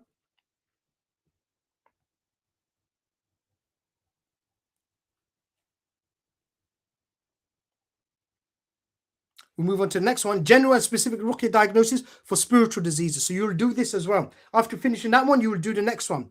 Again, you're going to set the reference point, as I said to you earlier with the other one. Same thing, set the reference points. Tell the patient again to close their eyes and then, because the only reaction that they get, they might get a vision or their eyelids might flicker around. Okay? Then you've got the same sort of instructions. Again, I'm not going to repeat myself. Same instructions, okay? But the only difference here is that you're not going to repeat that one ayah from Mina Jinnati Wan Nas, Mina Jinnati Wan Nas. You're not going to repeat that ayah. What you're going to be repeating, you're going to be repeating pairs of Falaq and Nas for 20 minutes. Surahs Falaq and Nas, you'll be repeating for 20 minutes. That's what you're going to be doing there. Okay, and obviously you're going to use different intentions. Let's just have a look at those intentions so you can understand why we're doing this. Okay, so look at A, intention A. Oh Allah, I only ask you about all of your names and attributes that only you know, for everything in this intention. Oh Allah, show us. Oh Allah, show us if the patient's name has spiritual diseases. The current definition of spiritual disease according to your knowledge. So you read with that intention. Okay, you'll get a reaction because even if they've got jinn possession, that's a reaction. But we're checking, we're using this intention here just in case there is no jinn possession in the patient. The patient doesn't have any jinn possession. So what we're going to do in those situations, because remember the jinn can affect you with something else, and they don't have to be possessing you to be affecting you. They could just be connected to you or through a network. All right, so they might not need to possess you, and they might just be outside your house causing that problem, or outside the hospital, and they're connected to you, and that's how they're causing the problem. So you read with this intention, okay? You read with this, especially if the previous ruqya didn't work. So let's say, for instance, the one with possession, none of the three intentions worked. They didn't get any reactions for those three intentions. If you don't get intentions for those, then you definitely going to have to move on to here. And even if you have got reaction for those other ones, you'll do this as well. You do this to give you more information about the patient's case. Okay, so you read with this intention to see if they've got affected by any spiritual diseases. Okay, and then, like I said, you're going to repeat in Surah Falak and Nas for 20 minutes until you get a reaction. Let's look at intention B. Oh Allah, I ask you and all by all your names and attributes that only you know, for everything in this intention. Oh Allah, I ask you, oh Allah, show us, if again the patient's name, any of his spiritual diseases are causing any of his mental illness, according to your knowledge. So you find out if any of the spiritual diseases are causing his mental illness. Okay, you get a reaction there, then you know, okay, spiritual diseases are all of them are causing them his mental illness. You see. Next one. Oh Allah, I ask, oh Allah, oh Allah, I ask only you, and by all of your names and attributes that only you know, for everything in this intention. Oh Allah, show us, again the patient's name. Show us if his spiritual diseases. Current definition. I mean, here if you know what the patient, you don't have to actually mention the patient's name here in this particular one because I've got his there. But so you could just remove that, okay, and I'll probably correct it like that. If you know obviously who you're reading on, then you don't have to. Once you know who the patient is, you don't have whatever you know who it is. You don't need to have the patient's name there. Okay. His spiritual diseases. Okay, so once you know it, you could just read. Or show us if his spiritual diseases, current definition of spiritual disease, are 100% causing his mental illness according to your knowledge. So you can actually remove the patient's name there because we've got his there. Pronoun his will be sufficient in this situation, and I'll probably remove that later on. You see, and you read the ruqyah, and then when you get the reaction, then you know that 100% his mental illness that he's got, okay, is being caused by spiritual diseases. Dave, that's basically the diagnosis that you need to do for the patient. Okay, I hope that point is clear. Again, if I've said that quite quickly, then just go back, rewind, and then listen to it again. Inshallah ta'ala. Okay, let's move on to the next section. Dealing with the waswas after the possessing jinn are under control. Patients have this problem. When we've dealt with the sins and the patient's not sinning anymore, how are you going to deal with the waswas? Because the jinn are going to carry on doing waswas because they have that ability to give waswas.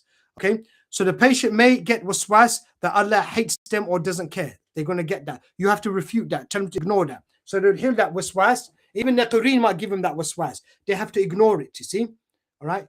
Ignore it. Don't listen to that. It's waswas. Allah cares about you. Allah loves you. Okay, you're a Muslim. That's what they need to know. You need to tell them that Allah loves them and doesn't hate them and He does care about them. Okay, tell them that. Okay. Number two, they may feel like a hypocrite. That's what patients do. A lot of patients feel like this. They feel like a hypocrite. I don't feel I'm good enough. Okay. Tell them, no, you're not a hypocrite. You're a Muslim. You're practicing. Don't go by feelings. We don't go by feelings. Okay. Don't go because the jinn are going to play around their feelings. They're not going to sometimes feel like praying. Brother, I don't feel like praying. What should I do? Should I still pray? Yes, you should still pray. Ignore those feelings. Pray. Okay. But then I feel like a hypocrite afterwards. No, pray. Ignore those feelings. Okay. It's coming from the jinn. All right.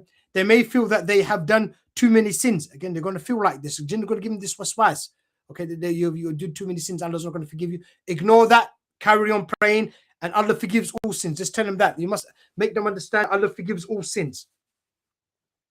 They may get waswas telling them that they don't have possessing jinn and they don't need ruqyah treatment. Yeah, they might get that as well. After they start feeling better and the jinn is not manifesting and talking and causing a lot of problems, they might feel, you know what, I don't think my problem was jinn possession. And patients have fallen into this. You've got to tell them, no, your issue was jinn possession. We saw that. We diagnosed it. Ignore that. Carry on with your ruqyah treatment. Okay, and you tell them to carry on with their ruqyah treatment.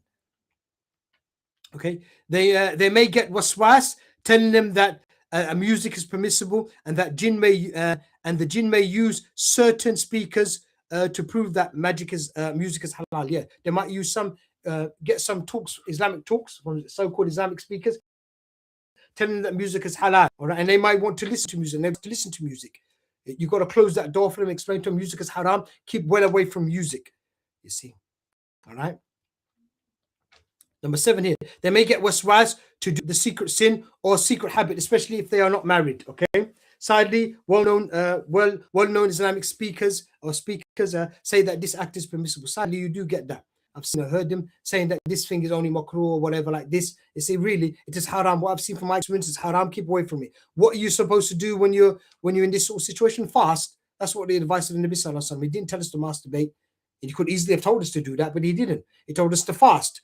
And people think that masturbation wasn't practiced back in that time with the Nabi Sallallahu Alaihi Wasallam, or he didn't know about it. Obviously, he knew about it, and that's what advice he gave to the ummah. You must fast. You see. So yeah, sadly, you might get waswas to do that, especially if they're not married, and might even come and tell you this is necessity. This is necessity. You know, that's why they're doing it. So no, it's not necessity. Keep one away from these things, and get them not to listen to those Islamic speakers who are telling them that this thing is permissible for them to do because it's haram. Tell them to keep away from it. Okay, number 8. Okay, the reason the jinn need the patient to do sins is so that they can take control of the patient. Yes, that's the whole point. So they're going to get waswas to fall into sins. So you got to try to identify those waswas which is drawing or getting the patient to do sin or encourage acts. Waswas. Right. Okay. You might even get a case. I won't be surprised. Sometimes they'll give you some sort of justification. They're allowed to do certain things. I remember there was one. This wasn't a patient, but it was a sister. She wasn't married. Okay, and she wanted to get married. So what she would do, she would put makeup on. Told her, look, you shouldn't be wearing makeup when you're married. So I need to, present myself basically to the men so they can see me. So people, and she felt justified in doing that. So you might find brothers even doing that. So they might be looking outside the mosque. What are you doing, brother? So he's looking at all the Muslim women outside the mosque. He says, so what are you doing? He said, no, I'm looking to get married, brother. So he's looking at all the sisters coming out of the mosque, and he's standing out there looking at the women coming out of the mosque. What are you doing? Well, I want to get married, brother. That's why I'm looking at them. I'm choosing a wife, basically. You see, they might say this. So keep away from these things, falling into haram like this. You see, yeah. So the jinn need the patient to do sin so they can take control of the patient. So that and you got to try to make the patient understand that. And that's the whole point of why you're getting drawn to do sins, because the jinn want you to fall into sins, basically. You see, right? Let's move on to the next section here: preventing a relapse. Okay. One of the ways of preventing a relapse, okay, so the patients come out of hospital, okay, and they're doing quite well, alhamdulillah. So what you say, the first thing you tell them, okay, you tell them basically to take the medications that the doctors have prescribed. And it's not in one order. Maybe obviously the second one is more important, but I've just put it there, the second one there. But the second one here is keep away from sins. Obviously, that is more important than the first one, okay, but the numbering, but ignore the numbering here. Okay, take the medications that the doctors have prescribed. Let them decide when to stop them or change the dosage. Leave that alone. Tell the patient to carry on taking the medication. Don't stop the medication the doctor has given you. Big mistake that patients do. Big mistake. They stop taking this medication. Let the doctors deal with that. Carry on taking medication, okay? All right? So carry on taking. Many patients, they stop the medication without really consulting the doctor. It's not right. Let the doctor deal with that. You carry on taking taking the medication. Even if it's a jinn case, this medication we've seen helps you with the waswas, helps you get sleep. Okay, so carry on taking the medication. Don't stop it. Let the doctors deal with that. So let the doctors stop the medication or change the dosage. Leave that to the doctors. Just carry taking the medication as the doctor prescribed. Right. Number 2 here, which should be number 1. Keep away from sins, especially the minor sins that Muslims don't take seriously. Yeah. So keep away from sins. That's what's going to stop you relapse. It's sins. And that's what the thing was when I'm dealing with all the patients. Those patients came out of hospital I've dealt with, and they ended up going back into the hospital. What caused them to go back to the hospital? It was the sins. That's what it was. It was nothing really else. Okay, they were taking their medication, but what caused them to really go back? It was the sins. And once you tell them again, stop sinning, they do that, and alhamdulillah, they come out of it again. Maybe in some hikmah, maybe for them to understand it was the sins, because sometimes maybe patients can't believe it was the sins which were causing that problem. So once they come out better, they want to go back to that sin that they were doing. And then they realize they go back to when now maybe they're more inclined to listen to you when you tell them, look, you came out and you went back to that sin. It's that sin that took you back to the hospital. Maybe they'll believe you now. Previously, they weren't really believing you. Okay, they thought maybe it was something else. But once they see, it's happened again, they go back to the sin and they go back to the hospital. Maybe they're more likely to accept what you're telling them regarding sins. You know, right? Let's move on to the next part here, which is just basically once you've done that diagnosis to see that we know now that they've got jinn, their problem is being caused by jinn possession. Okay, what do you need to do next? Well, you have to do an advanced 7-stage plan, and that's what the next point here. After talking about preventing relapse, the next point here is the advanced 7-stage plan. The advanced 7-stage plan. So once the patients jinn are under control, you need to study my 7-stage plan to get the complete cure from Allah. So that's what you need to do. There's the link there. Follow those steps, and inshallah ta'ala, we'll get inshallah ta'ala in the patient. Okay, I've got no time really to talk about it now. Links, there are videos to that. If you click the link, there are videos. Follow those videos, follow that plan, and inshallah ta'ala, you'll get rid of the jinn which is causing this problem for the patient. Right.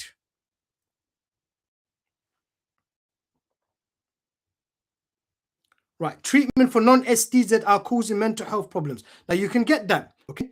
If the patient's mental health illness is not caused by jinn or spiritual diseases, then ruqya treatment is still beneficial for ruqya, because ruqya is not only for spiritual diseases, you see. So sometimes you find that it wasn't jinn, or it was something else which was causing the problem. It was a non-spiritual disease, as they say, something which is not spiritual disease. But sometimes what you might find is that non-spiritual disease that the patient has gotten, which is causing the problem, a jinni is responsible for it. So sometimes the jinn, what you find, and Iblis's army, they won't give you a spiritual disease because they know that you can work it out that you've got a spiritual disease, because you'll do ruqya diagnosis and you'll get a reaction from it. They'll give you a disease that doesn't react to ruqya, but it will cause you a mental health problem, you see.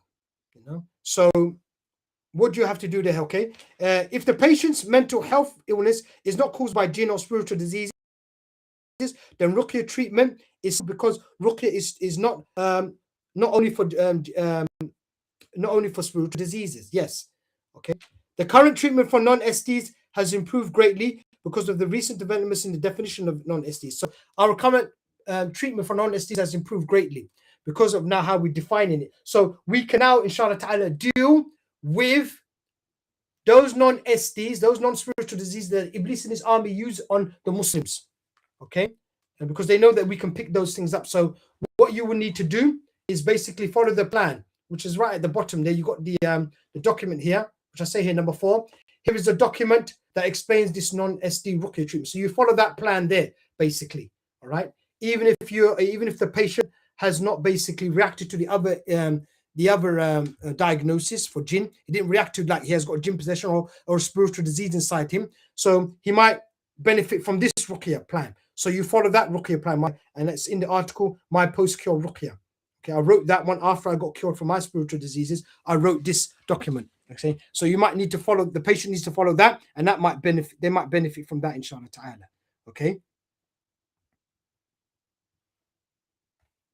Number 3, let me just go back to point 3 because I didn't read that. Okay, point 3 here, in the last section here, the mental health illness might indirectly be caused by jinn.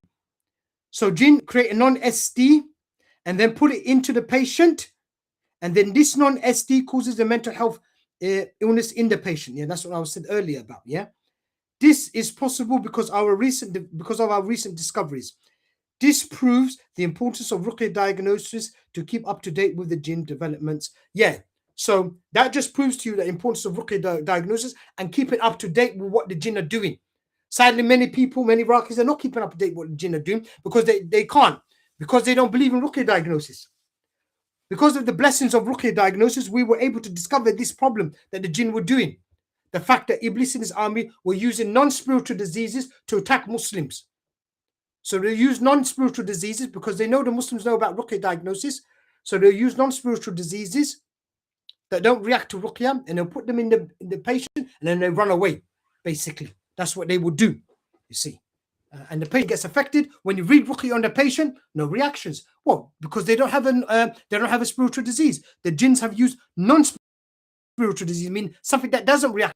You see, so subhanallah, it just shows you, it just proves to you the importance of doing ruqya diagnosis and understanding ruqya diagnosis, and then you get this information of what the jinn are doing, so you can keep up to date with what the jinn are doing, basically. Right. For more information on that and how to deal with these non-spiritual diseases in the patient that is causing mental illness, well, you read that document there. That's what you need to do, inshallah. You read that document there, you get more information regarding this treatment of non-spiritual diseases. Dave. That's basically everything. I've done everything. I've covered all of the document. So if you haven't understood anything or you have any questions, what you can do, you can email me your questions and I'll answer them, inshallah, try and answer them. Or you can email the masjid. Okay, email the masjid. Masjid. Email the masjid where I've done this talk. Email them and they will get in, inshallah ta'ala. They will send me your emails and they'll send me your questions, inshallah ta'ala. Dave, that's all I wanted to say here. Subhanaka wa bihamdik. Ashhadu an la ilaha illa ant. Astaghfiruka wa atubu ilayk.